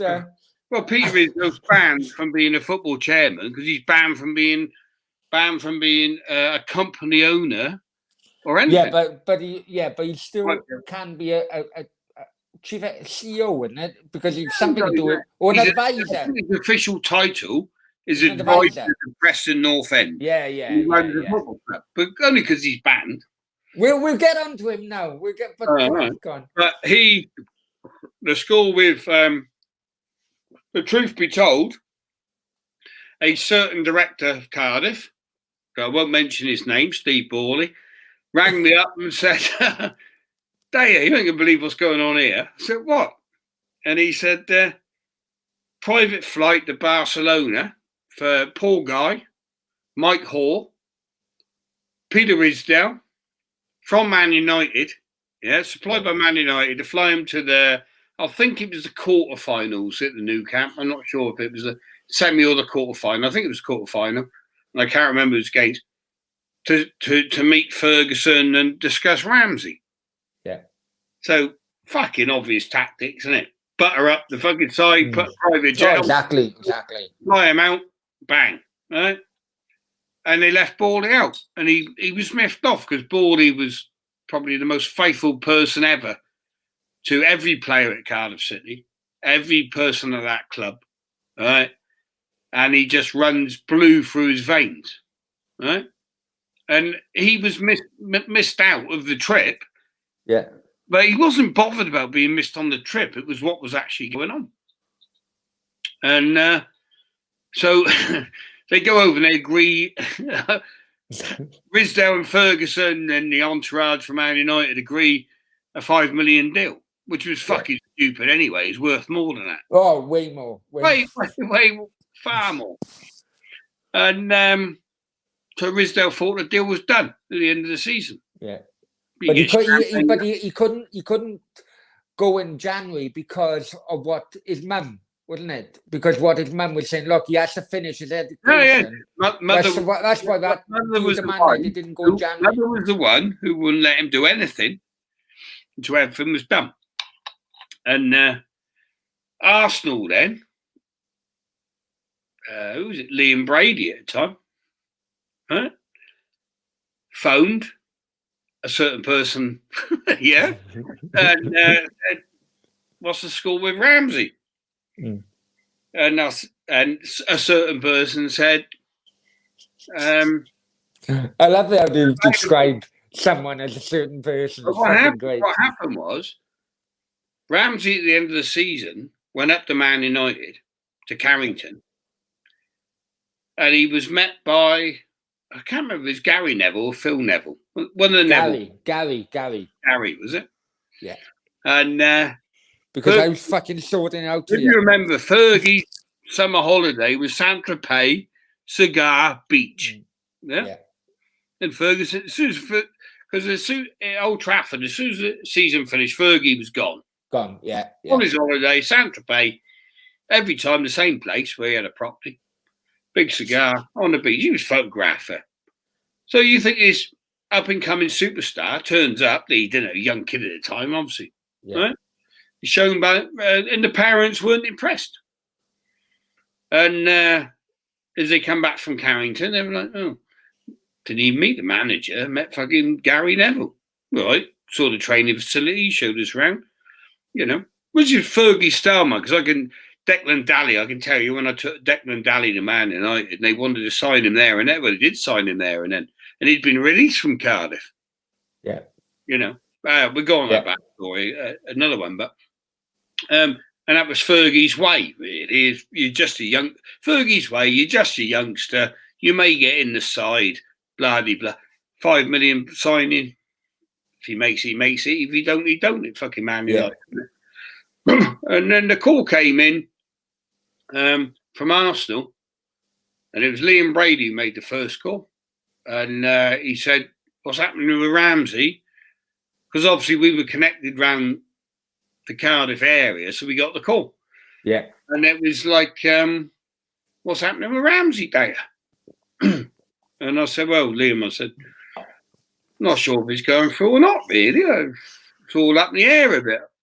Word on the street, his parents aren't happy. His parents weren't happy with his introduction. Remember, you're talking a young Welsh homeboy. Yeah, oh, definitely. Yeah, definitely. When you take a Welsh young homeboy out of Wales, it's a big thing. Yeah. Right? Like I was involved with Chris Gunter, going to Tottenham, who's a smashing lad, held his own, right? And many others, and seen some win it and some fail, And but it's a big step, right? Oh, without doubt, One of the biggest wasted talent, really. Talking of Welsh, going from Merthyr boy, was Declan John.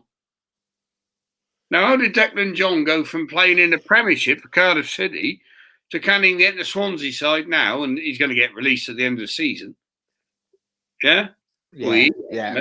And I know. I don't know. Look, right? No, but I'll tell you. It may be a myth. It may be a myth, but sometimes I think that there's actually a little bit of truth in it, right? Guys, if you don't know, I grew up in a town called Merthyr Tydfil, coal mine strikes, fucking tough, fucking upbringing in that area. You need to get to work. Shut up, right? But I went to Australia when I was 20, come back at 22, right? But Steve, and this is what people in the valleys generally think. You know, if you're in the valleys, right, and you've got mountains either side, right? You've got mountains surrounding you, right?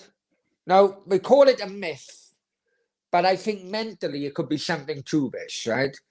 They say that the mountains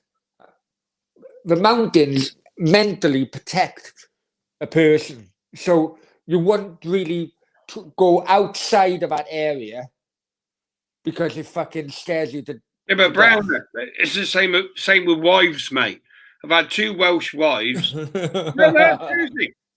No, but you know what I mean. You know what I mean. You know what I mean. Mentally, if you grow up in Wales, it's true. It's a Welsh mentality thing, mate. Not in everything, but I'm telling you, I've had 2 Welsh wives who've both moved away from Wales and both wanted to go back to Wales. Right. And I believe that goes on with you. Take Declan John. Yeah. What a waste of talent, right?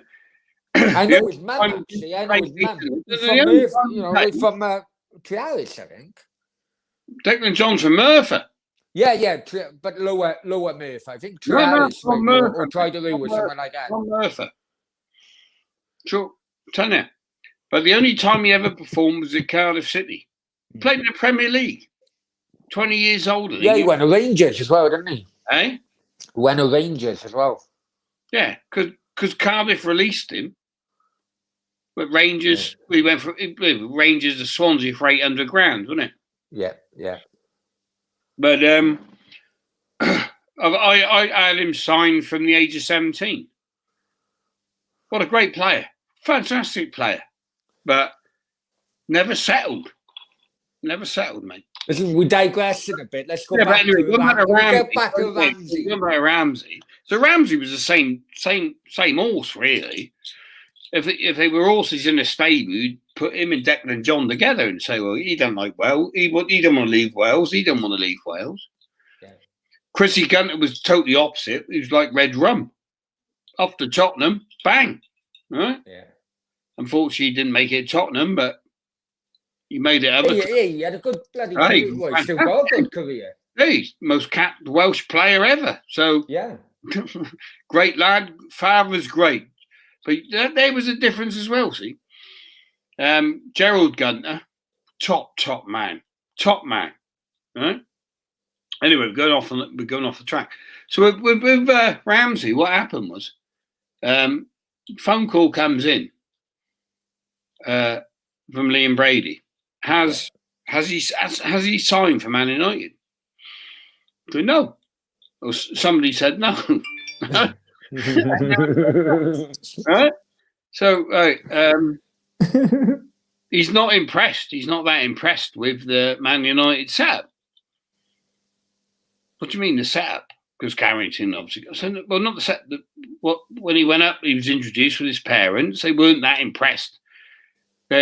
Nobody was there really to meet them. He had a quick tour of the ground. Was fucking back in Philly within hours. Yeah. And they said, "Could you get him?"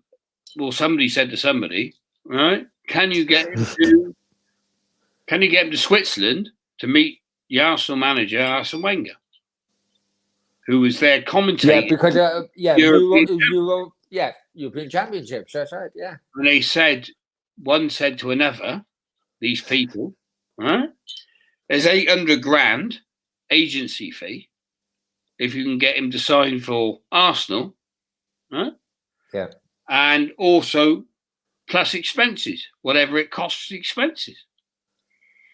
So somebody said, right? Somebody said, I know. How about you put on a private jet from Cardiff Airport to the European Championships, meet them stay at the hotel with the manager, yeah, and for just the family and the player. It was a 17-year-old child at the end of the day. Yeah, definitely. And so that's what happened. And allegedly, and out of that agency fee, a fair number of us had a few tequila fucking slammers out of it. But never mind, there's something else. But allegedly, Allegedly, yeah, allegedly. Sorry, I forgot to put come on, but allegedly, and well, close sources said, fucking hell. Rambo went in, spoke with Wenger straight away. They talked football for 45 minutes. Wenger told him how he'd be in his first team within 2 months. Yeah. And they just talked football.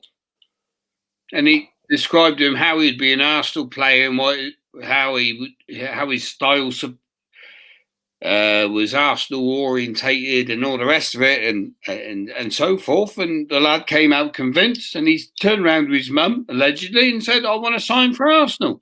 Allegedly. And the That's fucking great. Mum said, tell Peter Ridsdale the deal's off. Yeah, I know. And go on, when he spoke to Peter Ridsdale, or when allegedly someone spoke to Peter Ridsdale. A certain person had to bring his old foe Peter Ridsdale fucking hell. to tell him, no deal, Peter. And apparently, the conversation went like this. Apparently, yeah. All right, okay. Right? Hello, Peter. Hello. Yeah. Yeah. Now, hang on. We need to tell people this conversation was on fucking loudspeaker in our office, okay? So come on, go on, you carry on.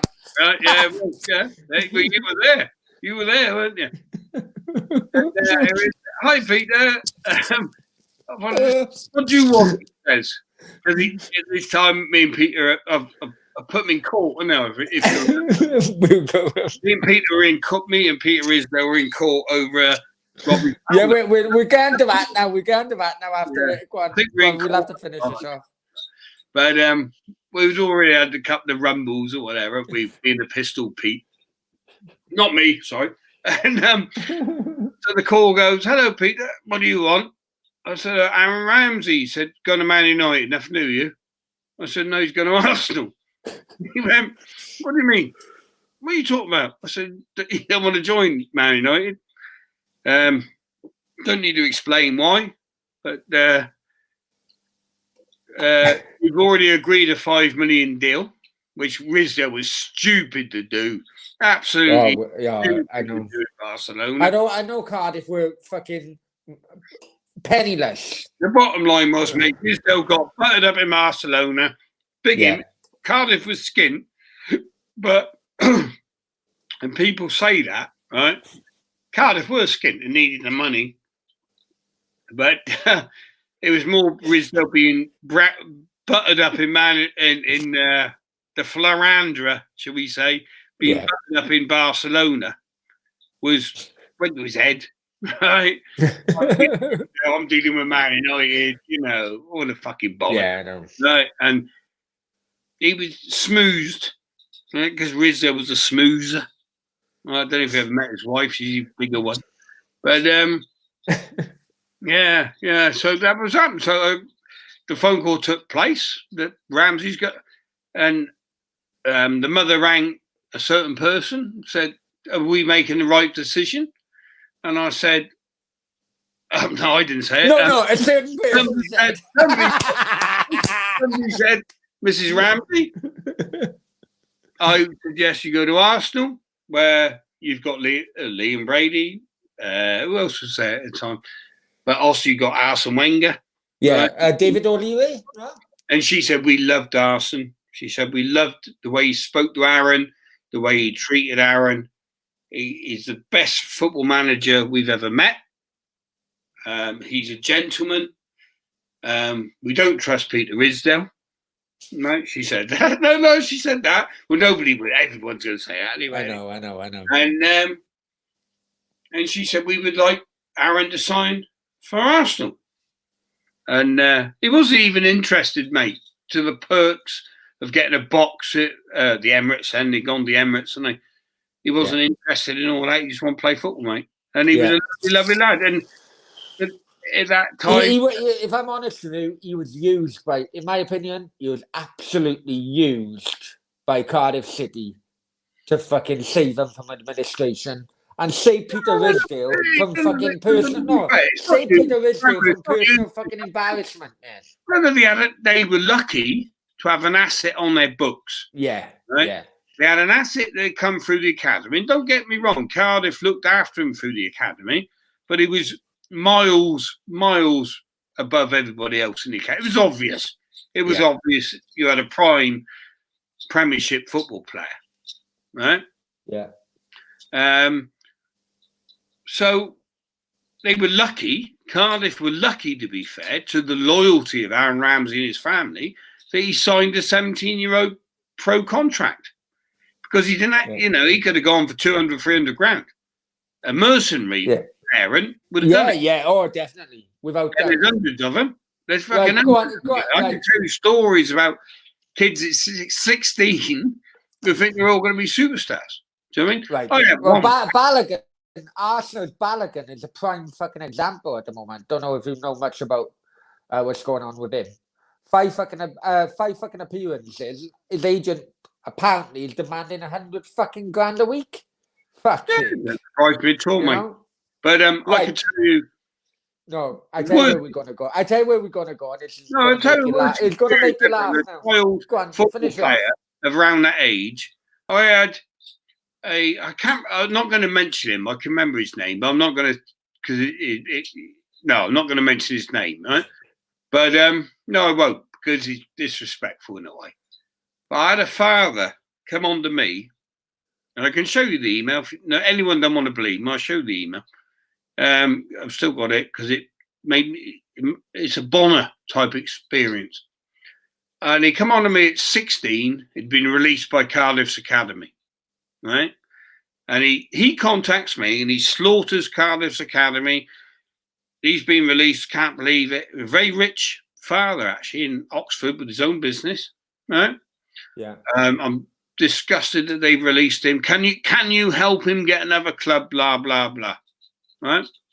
He was, I think, 15, 16 at the time, and I worked my nuts off to get him into Bristol City, rival club. Right.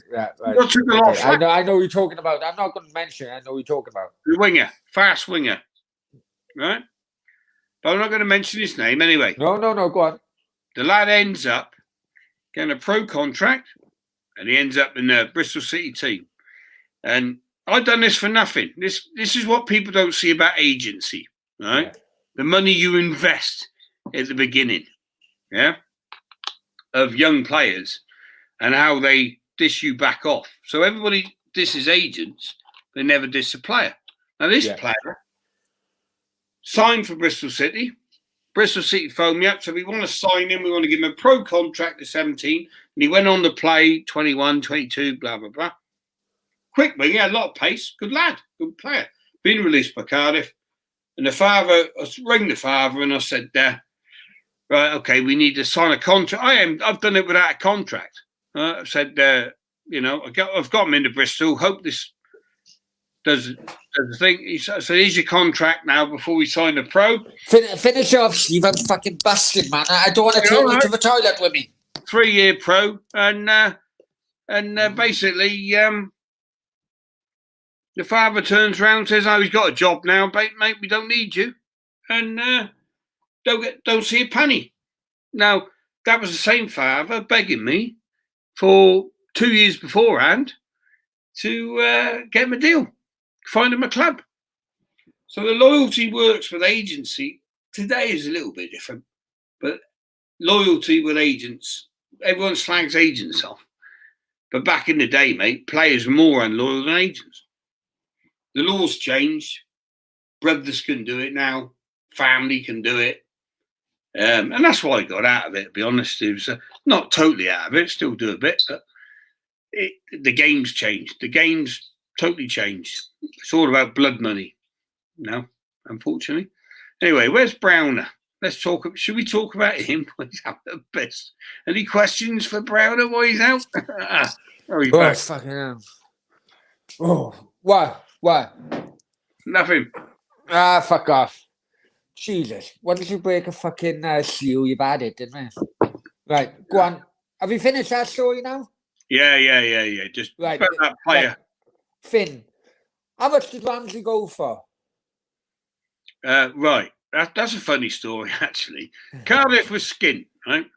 Yeah. And the agreed deal with Manchester United was 5 million, right? And when Arsenal were on the phone to inquire, they would have paid £6-7 million for him. So if Risdale had been a clever businessman, he'd have got 7 million, right? Yeah. But because the agreed deal was already in place, willing price to sell was 5. Arsenal ain't going to offer any more, right? But Arsenal would have offered up to 7 million. Some clubs might have gone 8, right? When it's something Steve had Arsenal done the full cash up front as well? Cardiff were that skint, yeah. Right? They were advised, Arsenal, to offer 4.8 million cash up front. Yeah. Right? And the biggest crime of it all, because Risdale was that bad a businessman, he never had any sell-on fees attached at all. So he sold, the bottom line is Cardiff sold Aaron Ramsey to Arsenal for 4.8 million, right, with no sell-on fees. But he left Arsenal for free, so we wouldn't have fucking had anything. Yeah, but you never knew at that time, did you? Oh, no, of course not. Yeah, right. Career at Arsenal. Brandon, how are you, my friend? Yeah, okay, no worries. But am I still in recruitment? Not as much as I used to be, I'll be honest with you. Because of COVID. Who the fuck wants to employ people in the COVID? Okay, now. But I'll always be in recruitment. It's the worst fucking industry I've ever been in. But I can't, it's my bread and butter. Steve, as you know that anyway.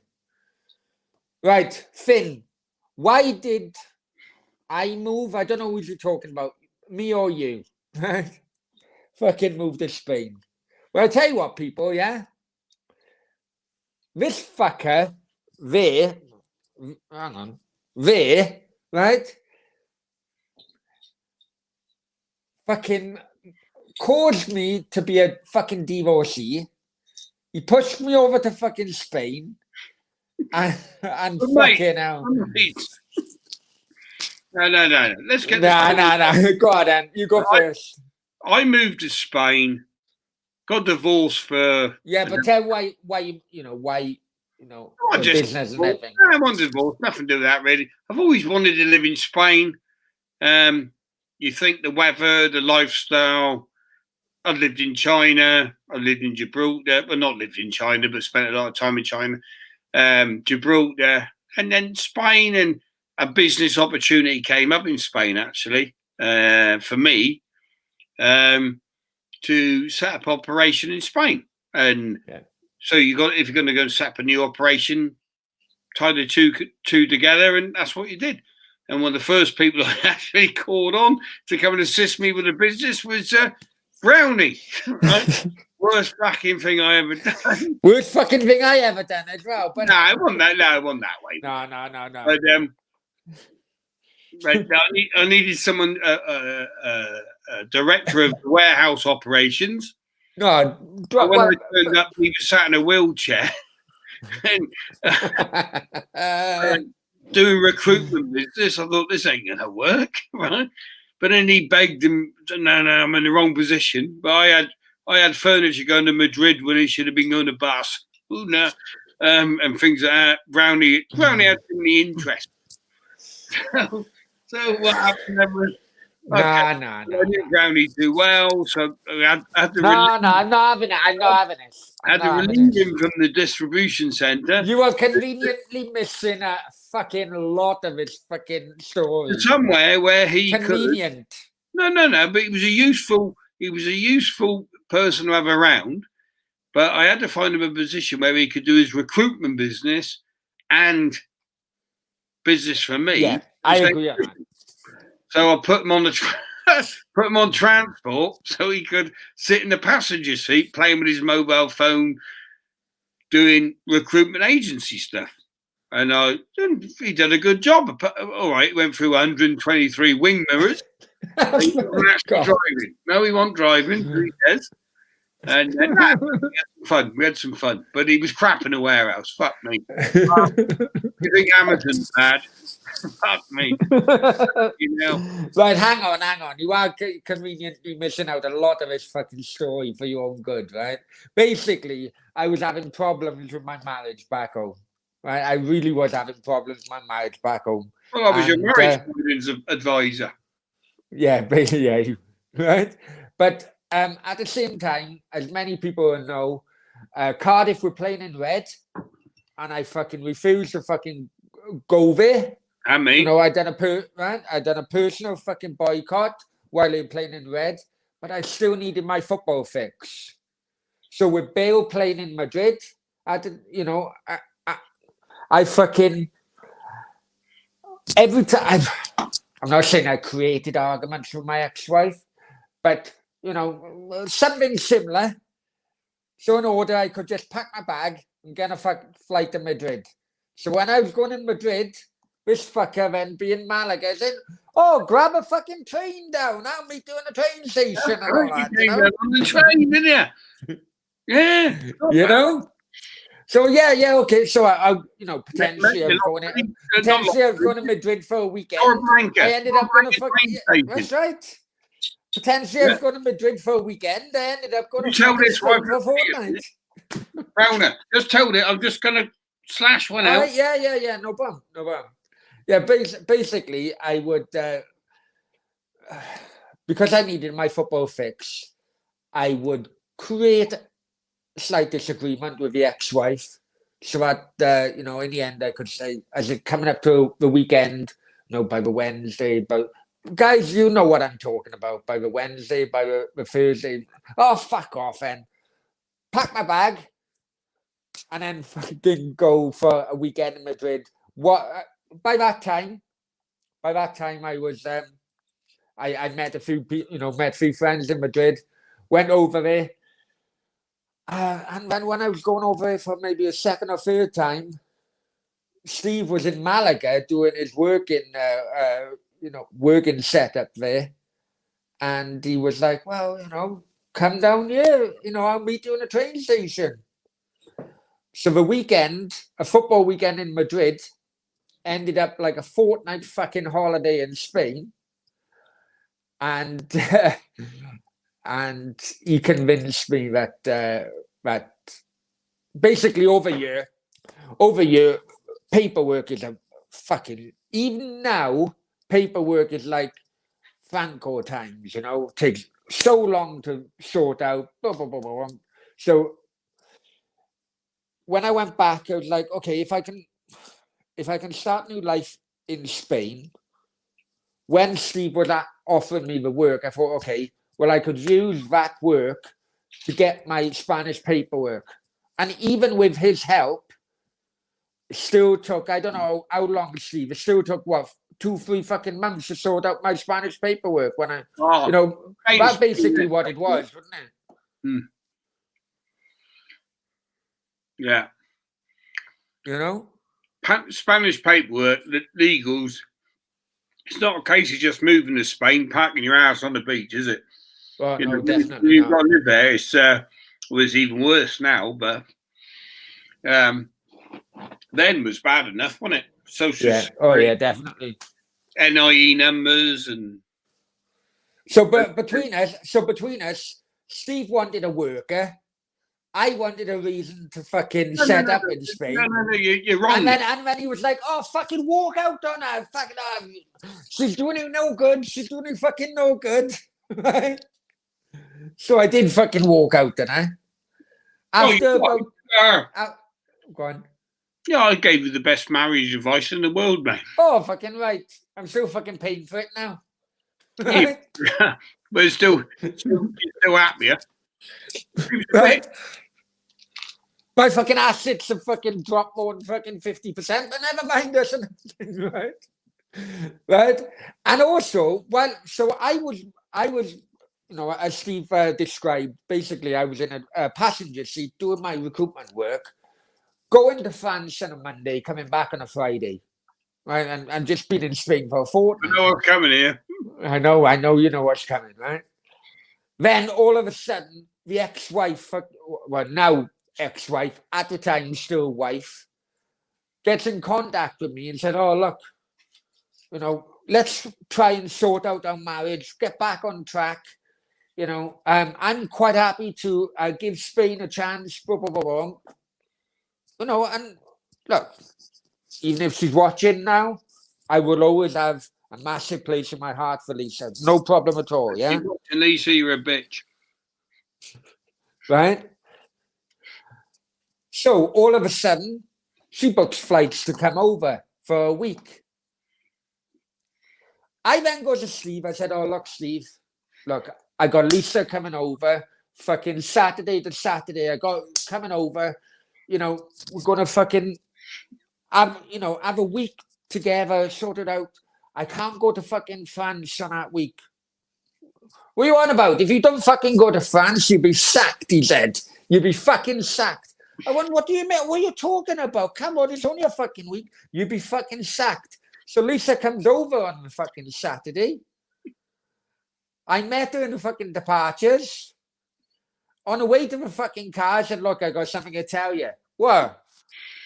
I'm going to have to leave for France fucking Sunday night." Normandy. Fucking Normandy as well. Not fucking Marseille or Nice or Monaco. Fucking Normandy. I may as well go to fucking London. Right? So she said, "What the fuck do you mean?" So I come over, try to repair our marriage. Right? Landed on a Saturday. I had a day and a half with her. Right? Right? I fucking had to go. And I had half a fucking day with her when I got back. I had 2 fucking days. No wonder the marriage wasn't fucking repaired, you prick. I saved your life, mate. Oh, yeah. Of course you fucking did. Of course you did. My life has never been fucking better. You was henpecked. You were trapped by that woman. And you know, I like to say it as it is. She didn't suit you, mate. She was a gold digger. Hey, I had fucking gold in them days for her to fucking dig. That's the problem. No, I can remember you ringing me up. "Oh, I can't speak now. Lisa's here. Oh, I can't talk. If you can't talk open in front of your wife, well, fuck her off, innit? There's no point living a life like that." I had my ways, dear. I had my ways. No. When you was in Penarth and you'd ring me up, "Oh, gotta go. And listen, tell you, Lisa's in bed, can't speak now. You weren't allowed to talk football. You weren't allowed to do this. I'm surprised you're allowed to watch EastEnders or whatever, right? I got you out of that relationship." That was a deliberate fucking move. You did not want me to fucking go back with her. That's what it fucking was. No, both. No, I wanted you out because you were a mate and I could see you again. You're happier now, aren't you? With that Russian bird. You're shagging her. Oh, here we go. Here we fucking go. But hang on, we're going to comments for a minute. Don't put Brownie. Sam is in the house. Hi, Sam. Hope you're well. Hello, Sam. You know, Sam. Don't put Brownie to take care of the beer trucks. Oh, that's going on my. Amelia, hope you're well. Are you doing a Dan? Yep, doing it tomorrow. I've tried to get a hold of Dan. He hasn't come back to me, but I think it's planned for tomorrow. Sam, put some moody Russian woman in a warehouse, and he would get running smoothly. But he fell out with the other woman. Oh yeah. We'll talk about her now. And Stefan, I hope I'm very well, my friend. Hope you're well. And Pig, was Pig in the chat again? And he's like, and hang on. And Sam's come back. He has a Russian gold digger now. Steve knows about Sasha, you know. I've never met her. But no. But you almost did if you stayed with me that night. No, you'd lost your wallet. I was in Fangarola. No, we met in Carvajal. Well, we walked to Carvajal to have a beer as good old friends, didn't we? Yeah, that's right. Yeah. And the first question was, "Daya, can you lend me 300 quid?" Fuck. Well, recruitment that bad? No, he said, I've lost my wallet. But maybe my Russian birds got him. They've been shopping in Malaga. Fuck off. So, yeah, true. No, what happened? I lost my bank card, wasn't it? And I couldn't get fucking cash out. Well, yeah, which was in your wallet. And you'd been out shopping with a Russian chick who you said to me was, I'm not sure if she's, right back in the beginning, wasn't it? Yeah. Said, I don't know if she's legit or not. And I said, my first comment to you, have you still got your wallet on you? And you said, funny enough, no. And she slung you out of the car up the hill because your sat-nav went wrong. Yeah. I had to fucking walk about 3 fucking miles to meet you. That's right. You went to my old house and set it down the bottom, didn't you? I know. No, she's sound, I think. Well, let's see. Time out on that one, but I've never met her. I've never actually met her. So photos, yeah, totally agree. But let's see what happens. I'm gonna have to. Could be a Risdale Rams. No, Sam. I can't. Sam, for other reasons, I can't ask the other question you put on. What did he put? I want to see it. Fuck off, Steve. I told you not to mention this. Go on, Sam. Go for it. Tell Steve about your impending Dubai trip.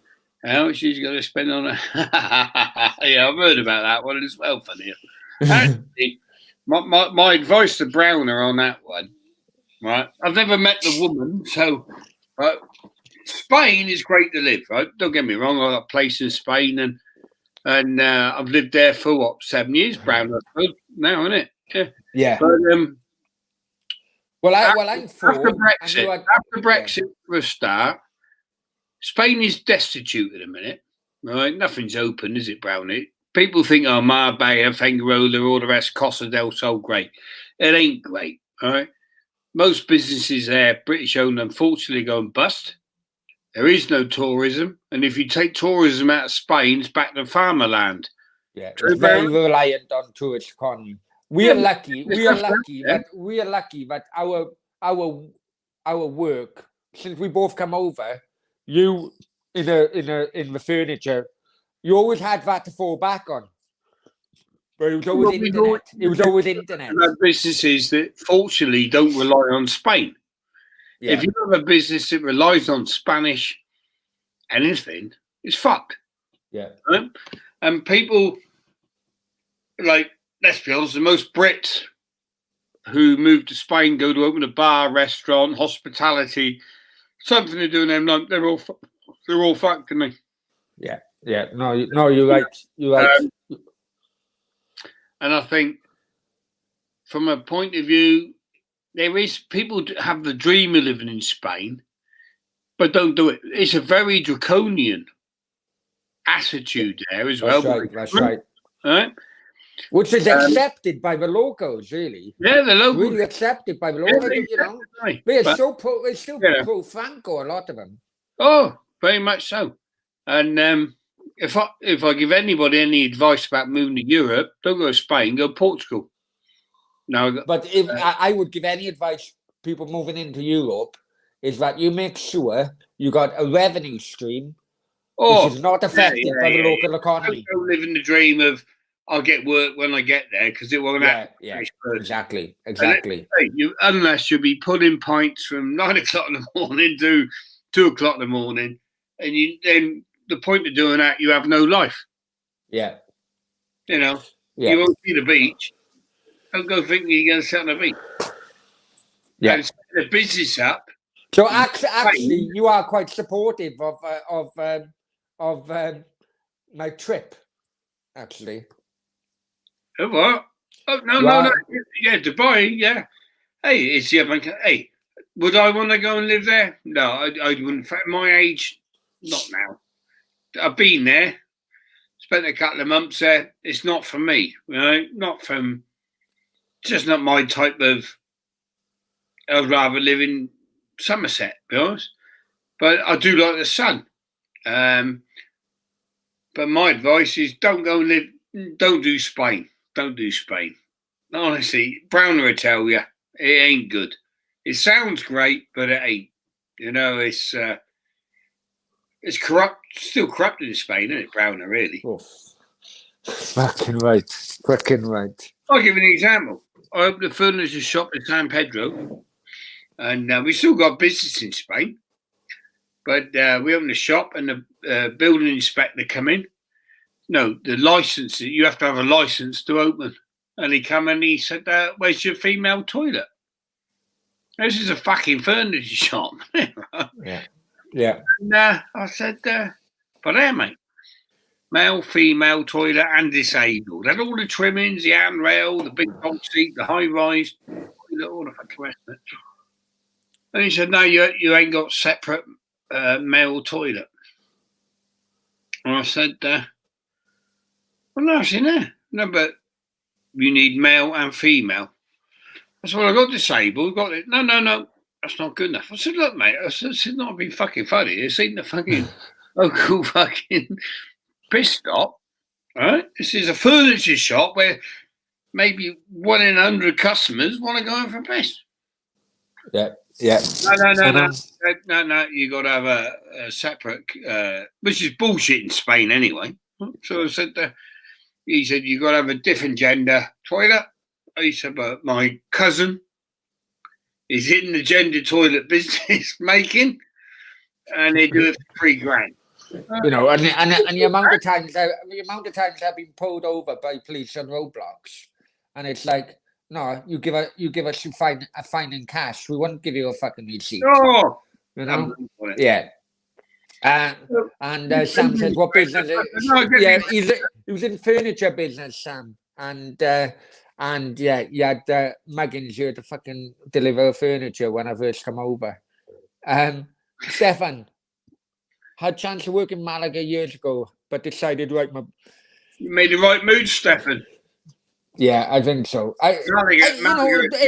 Don't get me wrong. Don't get me wrong. It's I'm glad I moved over here. Don't get me wrong, but I'm glad I moved over here with an internet business, because without that, I would have. So I had great. Don't get me wrong. I had a great time there, but my business was built, apart from the Spanish business, which is still going, but that's online, right? Yeah, everything online. I know. Yeah, but people think, oh, fly to Spain, get on the plane, and you meet a lot of bullshitters, don't you, Brown? You meet a lot, they're a labourer when they get on the EasyJet. They're the head of finance of a building company as they land in Malaga, aren't they? Yeah, I know. There's a lot of bullshitters in Spain. My advice would be, if you're going to move to Europe, go to Portugal myself, which is another country that I got a little bit of property. But Portugal, I'd say the people are friendlier. The country's more now, after Brexit, more accepting to British people. The Spanish, well, they're way behind. I tell you what, though, Steve. Tell you what, the fucking exchange rate has fucking massively benefited the pound in recent fucking weeks. To be honest with you. Yeah. Honestly, used to make on, it was like 1.1 to the pound. I recently had about 119, 120 maybe. It is fucking. That's probably, yeah. I don't think that's going to save Spain. I think Spain, personally, you know what they're like there, Brownie. It's still a nationalist country, isn't it? Mm. Hey. Which brings me on to the fucking van fucking thing that one time. You sent me to Gibraltar. We'll go back to stories now, are we? Yeah, we are, yeah. That's what people love, the fucking stories from you. Go on. Wind-ups? My wind-ups, you mean? Yeah, go on. My wind-ups. Well, I am quite famous for...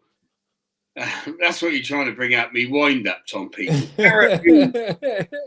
Gareth Hughes, big Cardiff fan, right? Always remember that one. Gareth Hughes, what a boy. Great headmaster, funny enough. Big city. No, I'm on about when you sent me to Gibraltar with your van. Oh, that time, yeah. That was class. Viva España, give us back our rock. Yeah, he Brown done had actually wrote that on the back of the van. I didn't notice. After Brown had been removed from warehouse, it went into the transport division. It was the first day, actually. We had 6 Gibraltar deliveries. And we thought, it'd give me a fucking heart attack doing his warehouse. Because I'd had furniture go to fucking Mozambique instead of Barcelona. Right? So, yeah, we stuck a sign. As he tied up the yard, we got my coffee, put him in his van with a Middlesbrough bloke. God, he had terrible BO. Anyway, and me and Enrique, who was a Spanish lad, and we tied a great big sign. You know, you pull the hatch down on the back of the van, and we put a big sign on Viva. Remember, he's going into Gibraltar through the border, and we put on Viva España. Spain will retake the rock.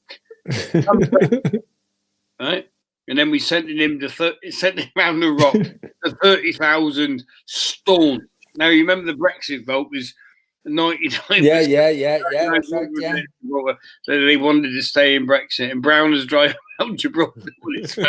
You bet. People were chucking bricks at him on them, and he sat in a cab thinking, "What the fuck?" Listen, I've just had a notification that I got less than 10%, right, on my battery. So hang on. Sam has come back. I love Steve's newspaper articles. Now let me. Hang on. While we do this, right? Oh, you have a phone charger. Yeah. No.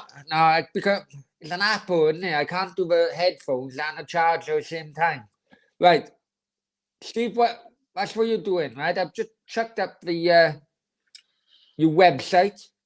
Right, as Sam says, I love Steve's newspaper article covering my YouTube channel. Go on. What are you doing now? This is what you're doing now, yeah? For people to log in. There you go. On the ticker down below. It'll also be in the description after the video. Go on, what are you doing now? And why did you come into that? Why did you go into that market as well? I get, to be truthful, Brown, I get bored. Like I've been in furniture probably, 30 years, football, 20 years. I like new adventures, right? And you make a few quid as you do, don't you? Right? But with the press, I'd like to know the truth. I like to know what the people are saying. The mass media today just tell you what they want you to hear, and what the government want you to hear, right? So I bought a news station basically off a Jewish friend of mine, who good lad, and Global 247 News, and we report the news globally. But what we don't do is listen to what we're told to report. Now, we get a lot of claims of fake news. It's not fake news, mate. Right? It's real news. Yeah. But we're not telling. We don't have anybody tell us what we can or can't report. Right? So if an eyewitness we had a murder up the road the other day. An eyewitness saw a body bag coming out from Manor Road in Yeovil, right? A body bag came out, which it did. Now you get an email from the police. Oh, this is incorrect reporting. We want you to say this. We want you to say that. No bollocks. There's no murder. Well, there was a murder because the bloke's dead. Do you know what I mean? So, like, the mainstream media is run by the government, yeah, but it's removing free speech.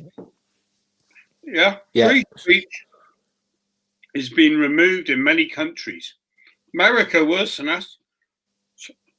So we do a lot of reporting in America. We do reporting in the UK, Wales, whatever, England. and we tell the truth. Chinese murder, for instance. South Wales police been on to us. You haven't got the facts right. Right, okay, but we haven't reported the facts. What we've reported is what the locals are saying. Yeah? But then in the same breath, the South Wales police say, which makes you laugh, right, is, but could you rewrite this to say this? Well, no. Because we know we've hit a raw nerve. The locals normally know a local news story, don't they? Right? But people don't realise that the news is manipulated to feed into people's brains to make them behave.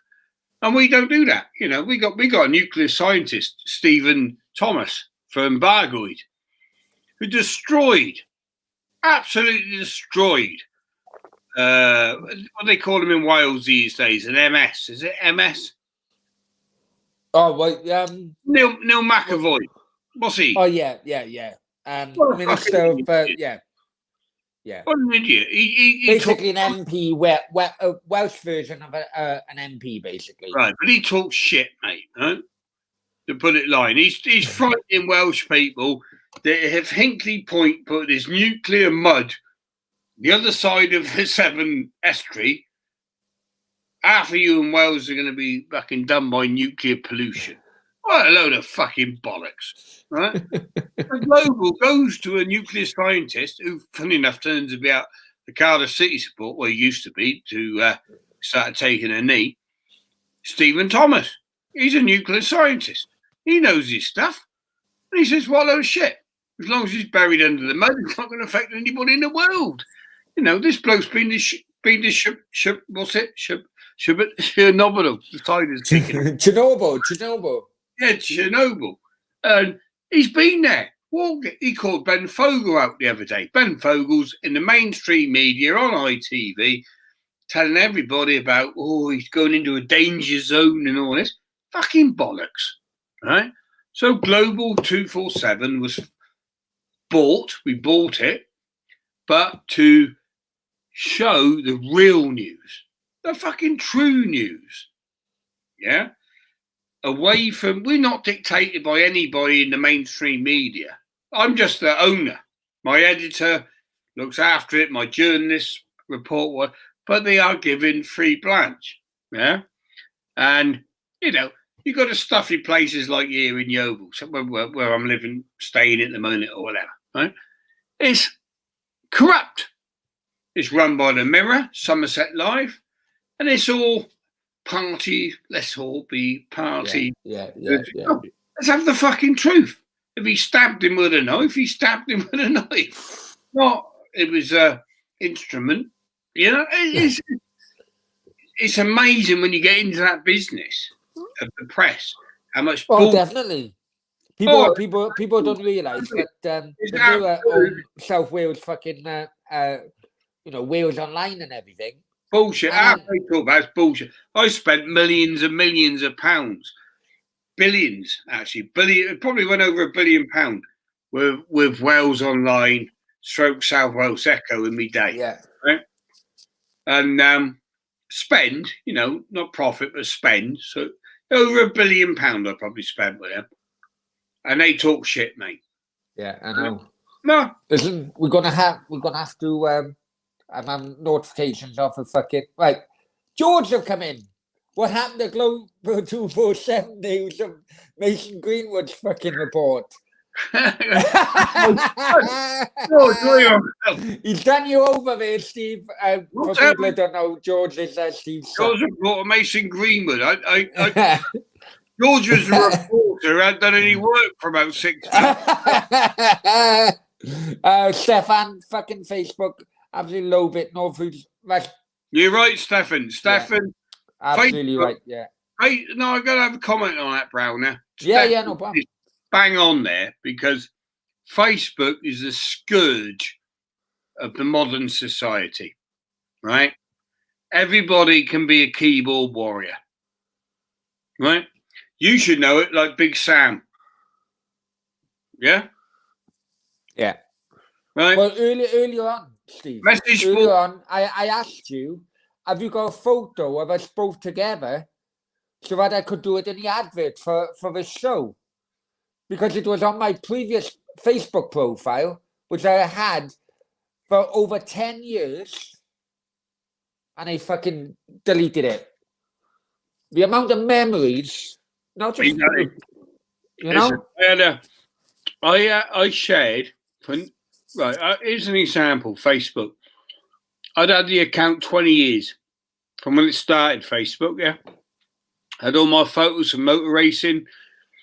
I don't know, obviously, as you know, Formula One. Yeah. All over the world, IndyCar racing, obviously football, blah, blah, blah, blah, blah.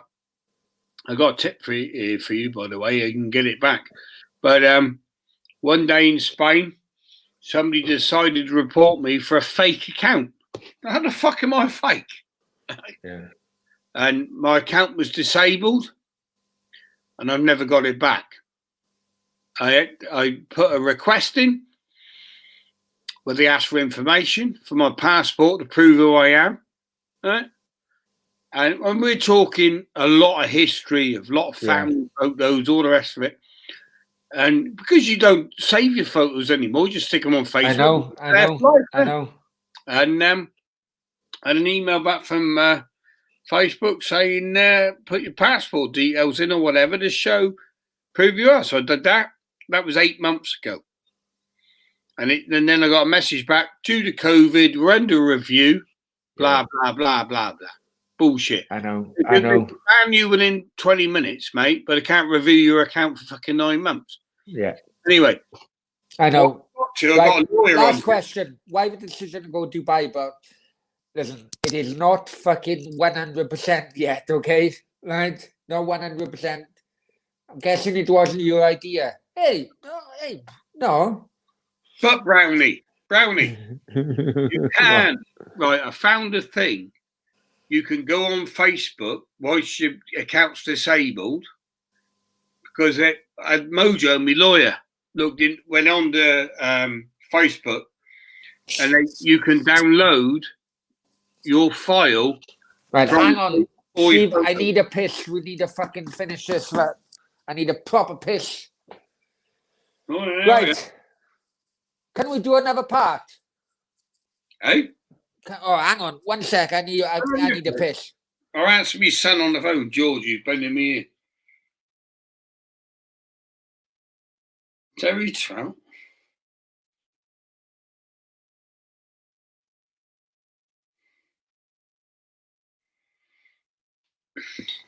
Well, who's left on it?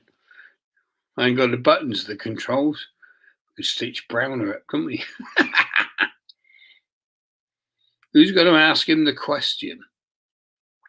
Let's think of him when he gets back. I know. The cleaner. What was it about the cleaner in Mias? Yeah. What was his relationship with the cleaner in Mias? Come on, somebody put the question in. Why he's in the pisser? He was shanging her. But go on, ask the question.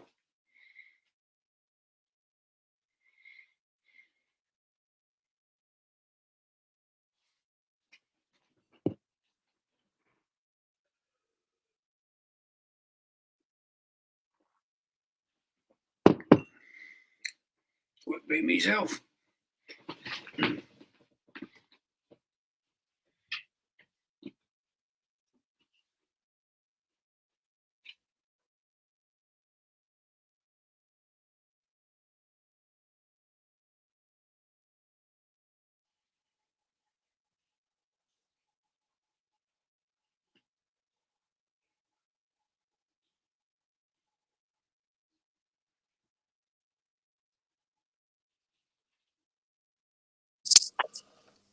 Right. Sorry, guys.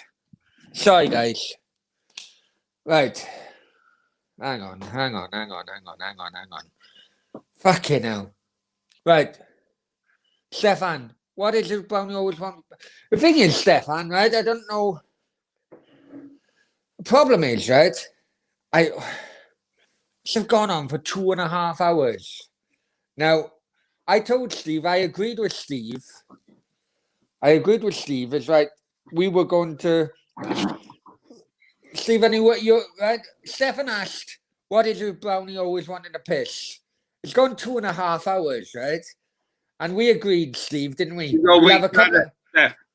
We'd have a few drinks before. We've had a few drinks before, so that it could just the conversation would just flow. And I hope it has really, because there are some areas in which legally we couldn't go into, and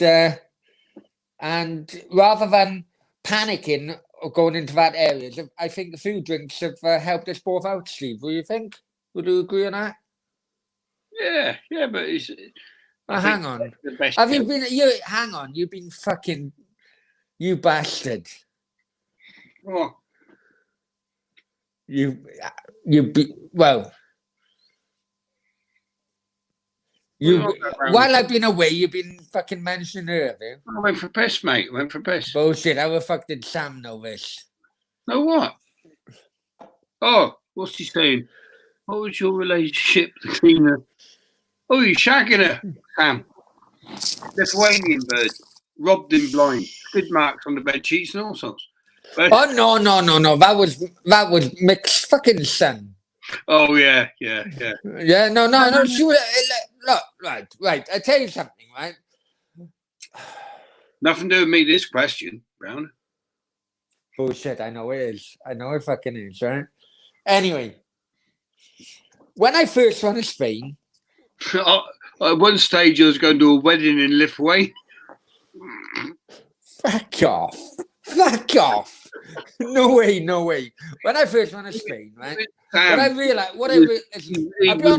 be honest with you. When I first went to Spain, right?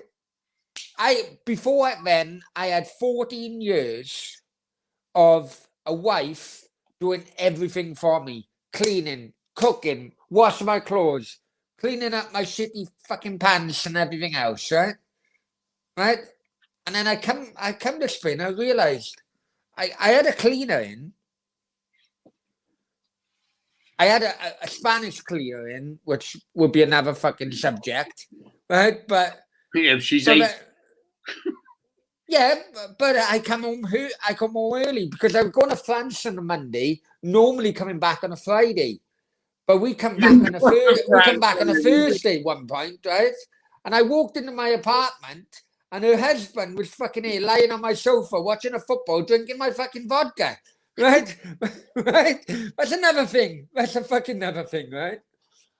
So, but what I realized is that a lot of people were getting fucking cleaners in. I thought, you know what? I'll try doing a fucking cleaning agency. Right? And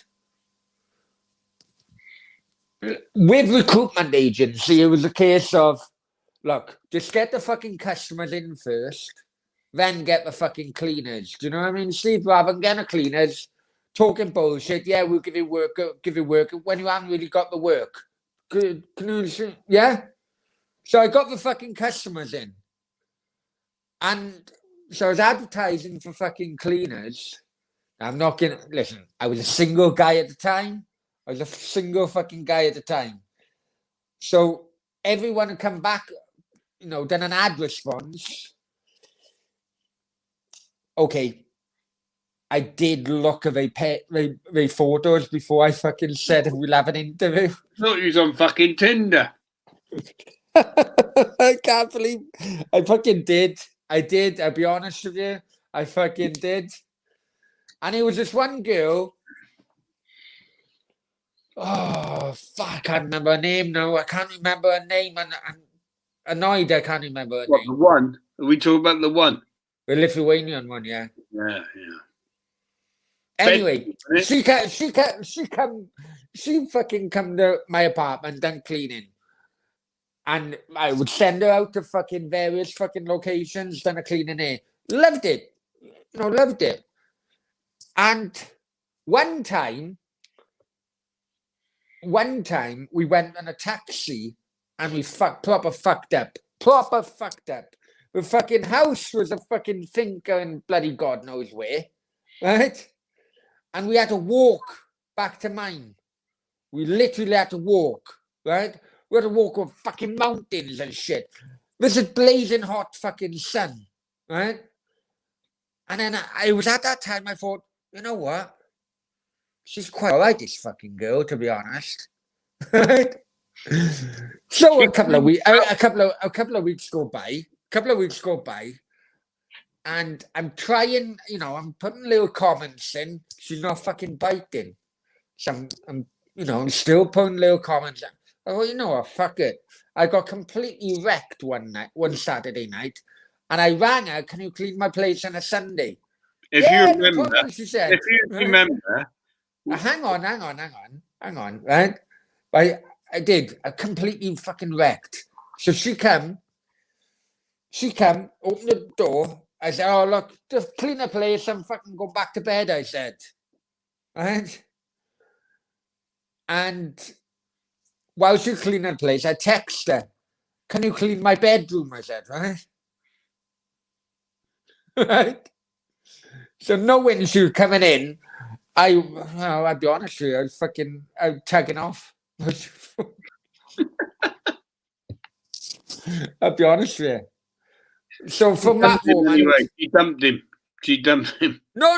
I did. It was the other way around. She rang me up. She rang me up and she said, "This employee, because there's laws in Spain with contracts and all the rest of the stuff." And she rang me up and she said, "Does Adam Brown work for you?" I said, "Never fucking heard of him." Because I thought, what the fuck's he been up to now?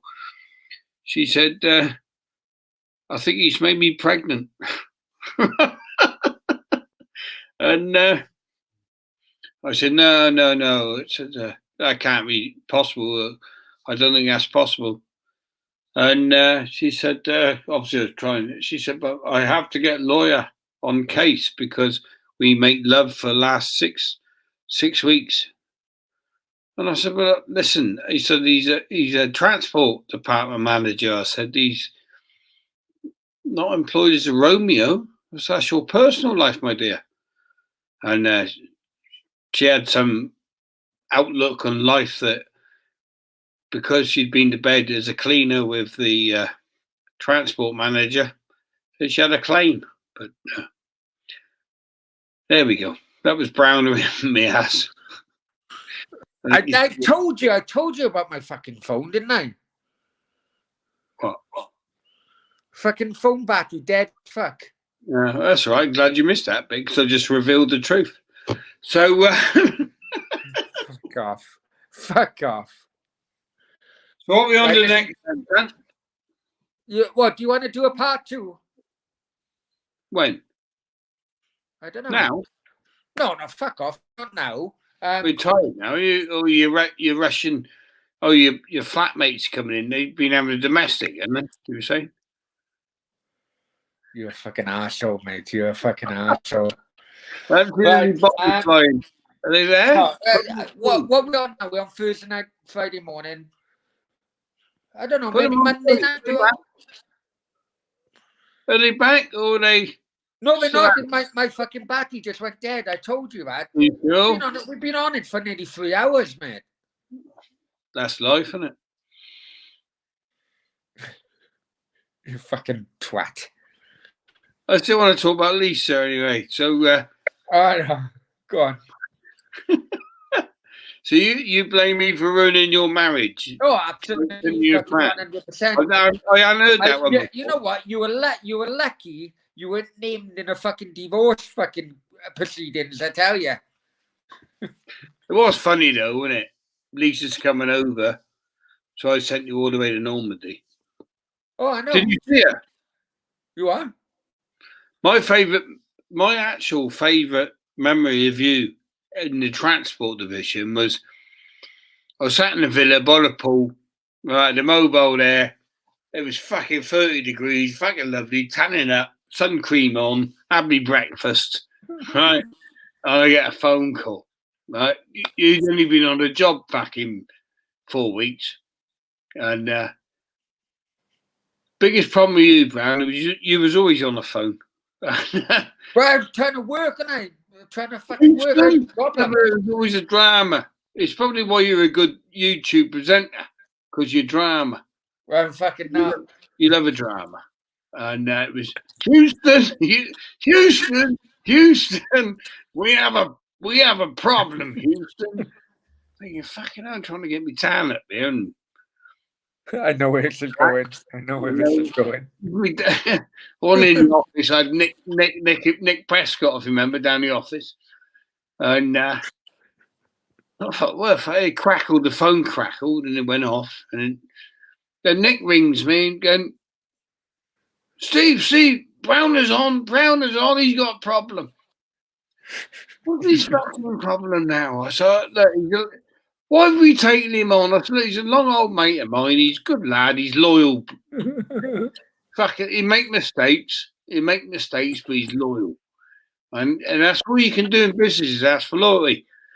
And he said, no, I appreciate it, but he keeps coming on the phone, he's breaking off. But why is he ringing the shop? No, I don't fucking know. I know where it should fucking go in. Yeah. And my phone goes again, fucking, not my mobile now, the Villa phone on the cordless, and it goes off. Daya. All right, Brown, calm down. What's on? Houston, we have a problem. I said, what's that? I said, we're coming out of quarter, bro. We're on track. Deliveries have been made. He said, but this new driver you brought in from Middlesbrough, he's got a problem. He fucking stinks. It did. I said, what are you on about? I can't work with him. I'm going to have to get out the van, he said. I said, well, get out of the van? You're fucking cool. Where was the way? Temperature here, he said, 38 fucking degrees. And this fucking bastard smells like a twat. I said, well, what do you mean? He said, he fucking made that nice thing, but he flew in for the job. He said, he's fucking buzzing. Didn't you smell the bar? I said, no, I didn't smell the bar. Right? I said, look, Browner. Oh, for fuck's sake. I did say that. I did fucking say that. You did? And what my words do, Browner, you are management of this position. Get this off, buy him some fucking deodorant. And what was the other one? Then, Steve? The other one was you took me on a fucking with a West Ham fan, wasn't it? Oh, fuck me. Well, you know what? Right, hang on. Before we go any further, yeah, people in the chat, I know are watching this, right? You decide who is the innocent party and who is the fucking guilty party. Because to this day, how dare you fucking do me over on it? Blame me for this. Go on. No, you were in the wrong, Browner. But Browner had moaned about the smelly twat from Middlesbrough, who is a twat, Mick Story from Fengarola, actually. Well, you lent him money in the end, didn't you? You tried to rob him, right? Anyway, we've got about that. Fucking, you know what Northerners are like. But I thought, right. And then Browner had gone through a couple of. One was an alcoholic Tottenham fan, right? Yeah. Oh, he didn't like travelling with, well, which we can't blame him for. What was he doing? Yeah, but his fucking name now. Oh, but this was a bloke who's having a heart attack on the apartment floor, and his missus is on fucking Facebook. Yeah, and his brother was done for fucking drug smuggling, and I was like, I need to fucking double check what's in the fucking back of a van because I don't trust this cunt, I'm telling you. Yeah, but he didn't work for a firm, did he? He didn't work for a firm. But okay, but I can understand your concerns. But God. But the best laugh was when he had an asthma attack. It was an asthma attack or heart attack in the apartment with his wife, Sandra, and as he's dying on the floor, it's on Facebook. I mean, help! Help! Look at me! Look at me! Where do I get the help? Can you remember that one? Oh, Somebody I fucking tell you. I fucking tell you. But anyway, what was the question? The question was, I can't try to think of his name. Andy. Andy. Can't get his surname. But anyway, he didn't I die. don't mention Anyway, his fucking he didn't surname. die on. He had a few fucking Andys. Don't fucking mention his surname. He didn't die on the Bella Madna apartment floor, did he? In the event, you pissed. I got to Spain 2 months. I knew more fucking Spanish than that fucker. He was there for fucking 4 years. Yeah. Tottenham fan. Yeah, that's right. But then, so after I decided, right, Brownie needs to go on a van with a West Ham fan. So I had a proper member of the ICF, right? Sit out off the chicken run. That was a proper lad. And he still works for me today, actually. And his name's Andy as well. He's Andy, yeah. Put him on. I said, Browner, right, this is your test, son. Right, you caused me a few problems, caused me a few wing mirrors, like $3,000. At the time in wing mirrors, he'd fucking knocked off the van through narrow lanes. And I said, right, you're going on with a good old mate of mine, Andy, from the east end of London. He's taking on a job. And I'm thinking to myself, well, Andy's a fucking bodybuilder, muscles coming from fucking everywhere. Ex-ICF, chicken run. You know, we got some fucking wimp from the Soul Crew or fake Soul Crew. I stuck the two of them on the van together. And Brown is on for, fucking great lad, this bloke. Yeah. He knows his stuff. I think he's on steroids, he said, but he's fucking good boy. I was up to France, coming back from France. Day he nearly killed me again. You fucking did. Oh dear. But he was given a big one. Oh, I got fucking 4 fucking vans in which I subcontract out with it weren't fucking UCF, not UCF, but one of a delivery company, Yodel or whatever. He did. Yeah, give me a big one. The fucking guy couldn't fucking drive at all. Nah, top drive. Through fucking narrow lanes. Put his way. The window down. Right? He's still in the job today, and Browner went 2 weeks after. I'm telling you, I wound the window down. A fucking tree nearly fucking clotheslined me. Fucking a branch come in the fucking window. Boom, nearly fucking you were told not to open your windows in France. He was giving her fucking loads, and he crashed the van. But he's still with the van. That's the thing with people. My passenger window is fucking freezing. So I went to him. What, you expect me to fucking sit here? Fucking change over, son. I give a fucking heaters on my fucking legs, you twat. The thing is, he supported West Ham, so he's kept his job, and you didn't. Oh, yeah, I was fucking blamed for it. I was blamed for his fucking driving. Might have been to do with your moonlighting on your backgrounds of mine. Oh, but he was on my, you know what? And he was still is probably a strong fucking guy, right? Really fucking, do you know what I mean? You got muscles coming out there, his fucking ball sack. Do you know what I mean? That fucking chicken run boy, wasn't he? Chicken run boy. But I tell you what, Steve, he fucking shit himself and begged me to fucking take the blame for that. You know, he did. Right. You went off, and then when you fucking blamed me, I said, "Fuck off, you twat!" And I didn't speak to you 6 months later.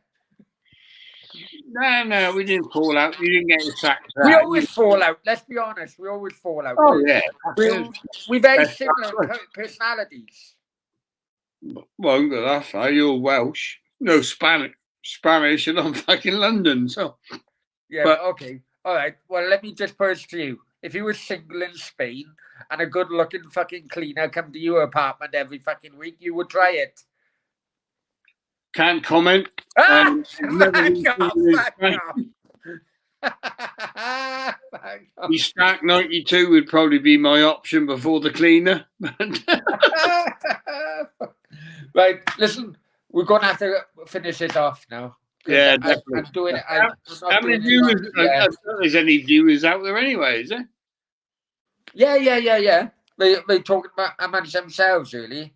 What have you got any questions before we go or what?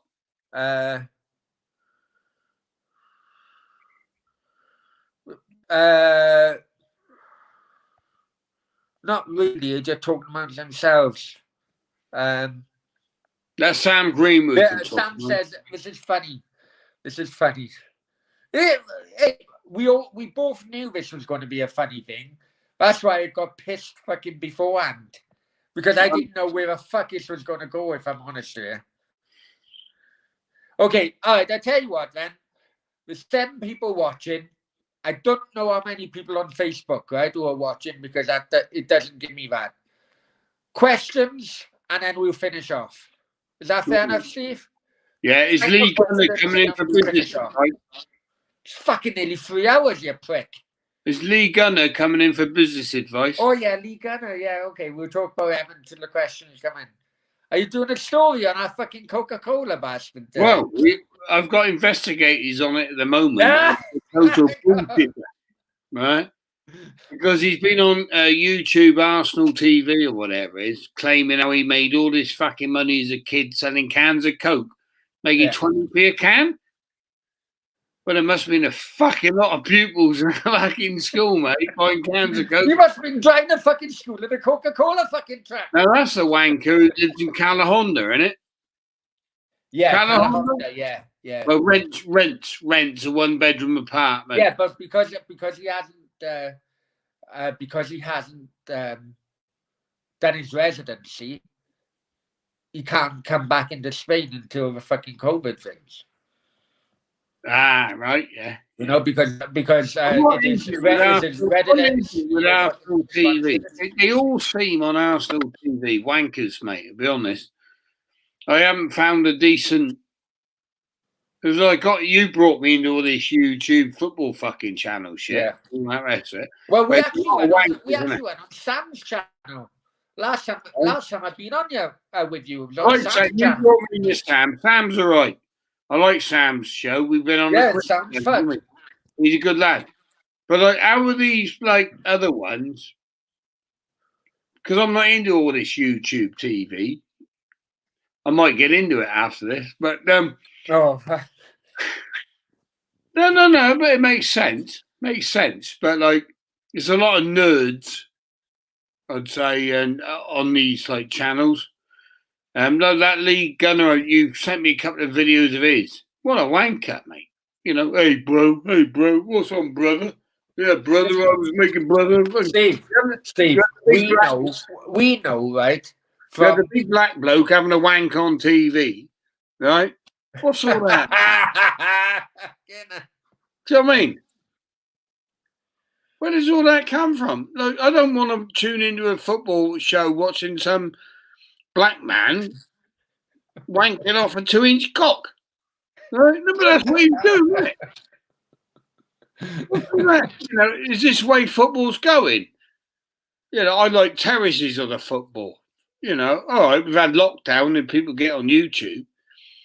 But the terrace is where the banter is, you know. Yeah, I know. It just makes a sad thing of football, really. I'll be honest with you, Steve. I struggle. Listen. We started off.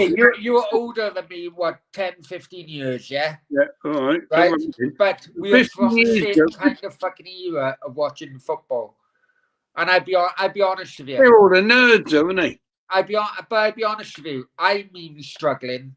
I'm younger than you, but I struggle to fucking understand a lot of the modern day football fans. I'll be honest with you. Well, nerds. You know, a lot of the modern day football fans with social media are more fans of players, e.g., like Ozil, than a fucking club like Arsenal. Yeah. You can't fucking do that. It makes you wonder where football's going, doesn't it? Really, when Yeah. it's like nerdy. It's getting nerdy.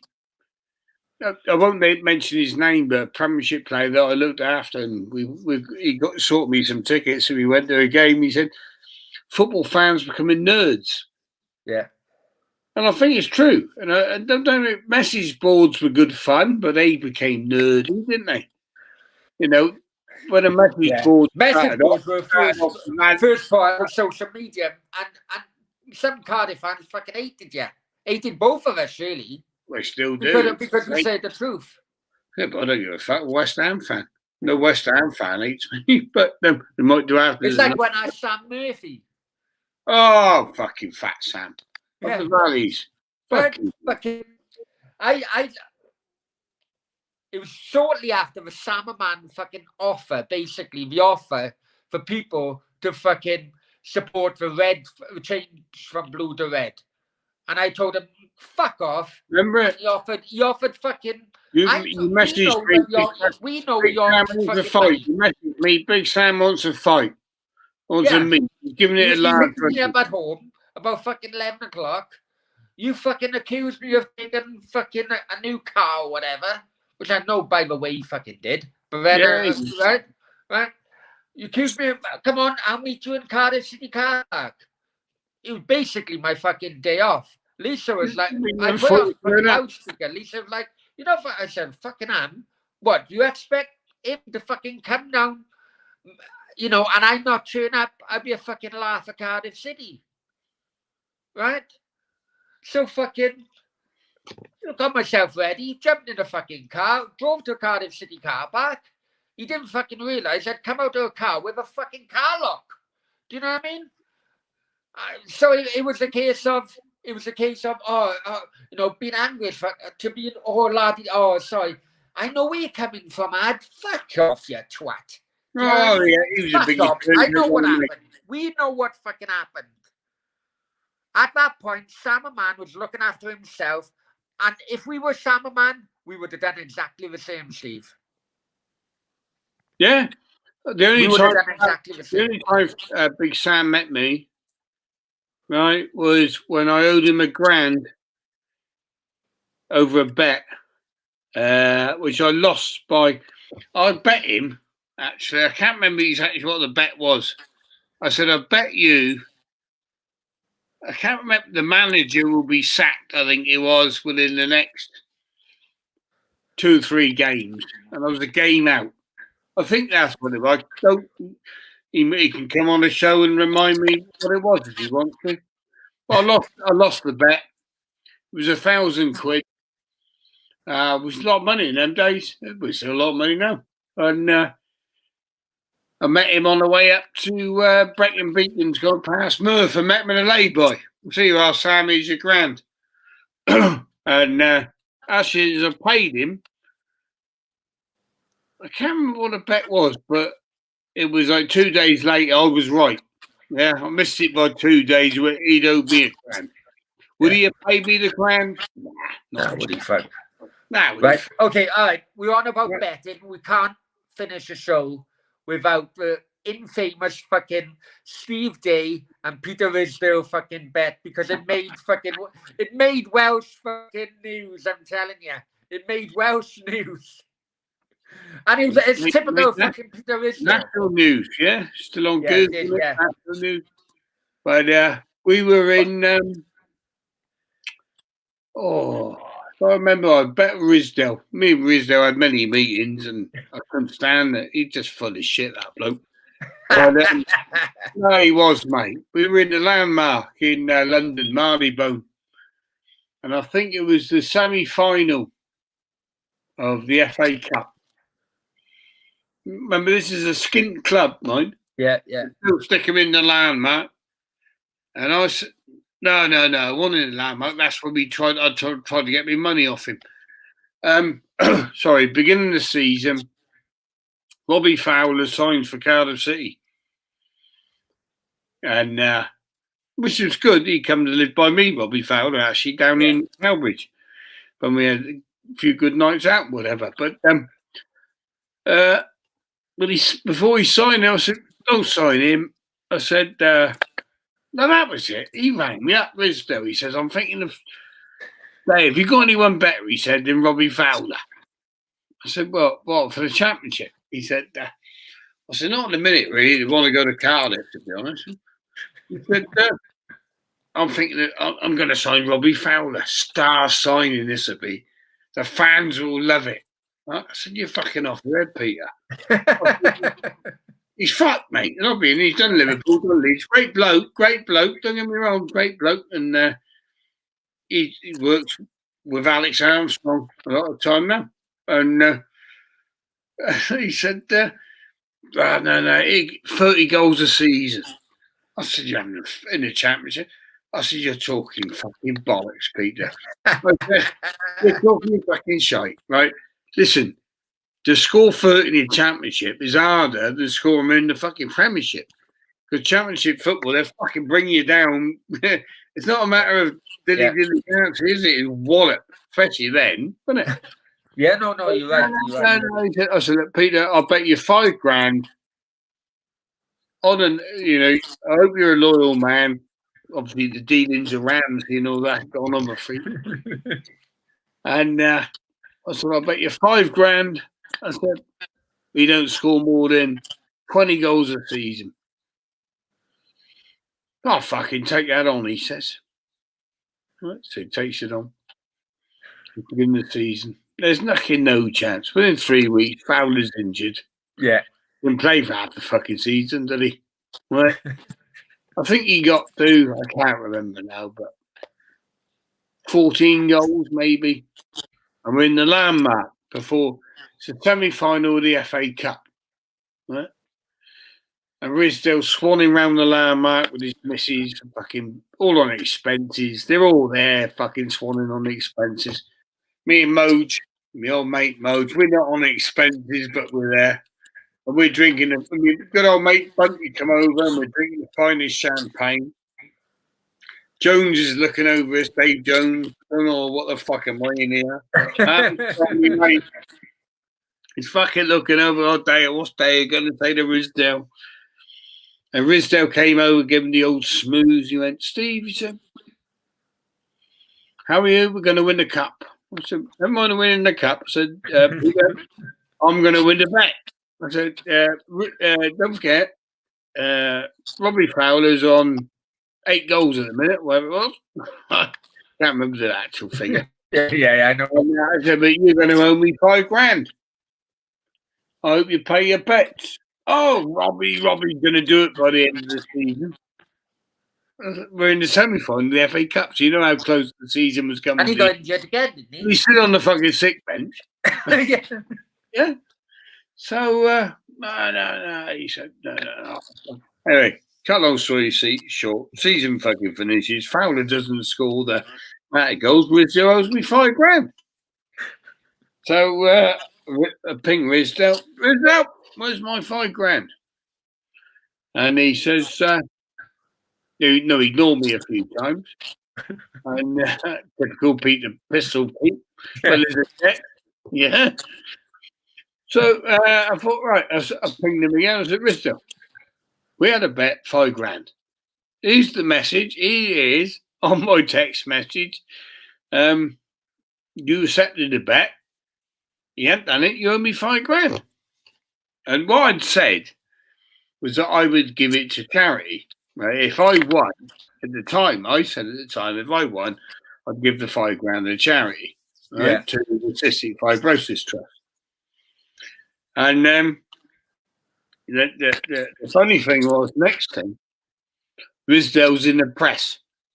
Right? Now, he's had the bet with me directly. Right?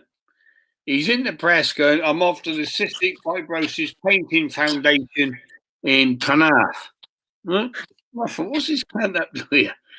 And he goes and gives a donation of 6,300 quid. Right? Fair enough. Good luck to him. But the start, my old good mate Julian Jenkins at the start of the season made the fans' charity the Cystic Fibrosis Trust. Right? So all the fans chucking the coins in the bucket and all the rest of it before games and the rest of it. It built up quite a contribution. and fair play to him, you know, and well done, Jenks. But it's nothing to do with my bet, was it? Yeah. So next thing, Ms. lawyers come on, right? You're taking, what was it? I can't remember the wording now, the legal letter, but you're abusing the power of Peter Isdale, blah, blah, blah. You know, you bet him £5,000. He's made a contribution. That's it. He's made a contribution to the charity, the cystic fibrosis, blah, blah, blah, blah, blah. And he sees that as a way of the debt or the agreement being paid, right? Which is bollocks because the fans had paid it. Right? The fans' money that went in those charity buckets paid Risdale's debt. Debt to you. His personal debt to you. Yeah. So I went back. I said, no. That's not right. Me and you have a bet. You have not paid the money to £5,000 to me. You haven't even paid that. You £5,000 to me is not being paid. You're fucking bullshitting. My mate Julian Jenkins set up the charity round the fans, which has nothing to do with you, Peter. This is what Risdale's like, right? I know. You owe me £5,000. Robbie Fowler did not score those goals, right? And he didn't know what to do. So he no, and he was like, just cut me off the messages. So I'm all right. So I sent him another message. I said that. And I actually spoke to him. And I said, Peter, if you don't pay your dues, if you're going to make a bet, pay your bet, right? So I said, if you're not going to do that, I'll sue you. I got to go on camera. I need a piss again. Go on. Yeah. So basically, I put him in a county court for the £5,000 anyway. So he shit himself. Then he went to the press and made a drama over it and blah, blah, blah. But no, I didn't get the £5,000. He bullshit his way out of it. But unfortunately, in the legal law of court, a bet in the county court is not a legal entity. You can't hold it to law. No bet. Hence, the bookies can not pay you out, basically. You can win your thousands and you still don't get paid because the bookie puts limits on it and doesn't pay it, and it comes under the same thing. But Peter Risdale basically doesn't pay his bets. I never have a bet with Peter Risdale. Right, listen, Steve. We have to finish, man. It's nearly fucking 3.25 hours. Yeah, we do. Yeah. Right. I'll see you 12 months. We'll talk tomorrow. I'll see you 12 months then from Dubai, is it? Or sure. We'll talk tomorrow. And thanks a lot for coming on. Much appreciated, my friend. No problem, mate. You catch me when you've had a beer, you'll get me. Otherwise, I don't drink a lot. So it was nice to see the Cowbridge lads on, and it was also good to see my old mate on there. I used to sit next to the old lawyer. Great bloke. Good luck to catch up with him again. Sam's a good bloke from Arsenal. Lee Gunner's a cunt. Did you come on here or what? Thanks, mate. Thanks, Steve. All right, mate. Take care. See you later, Brownie. Good on, mate. Don't forget you still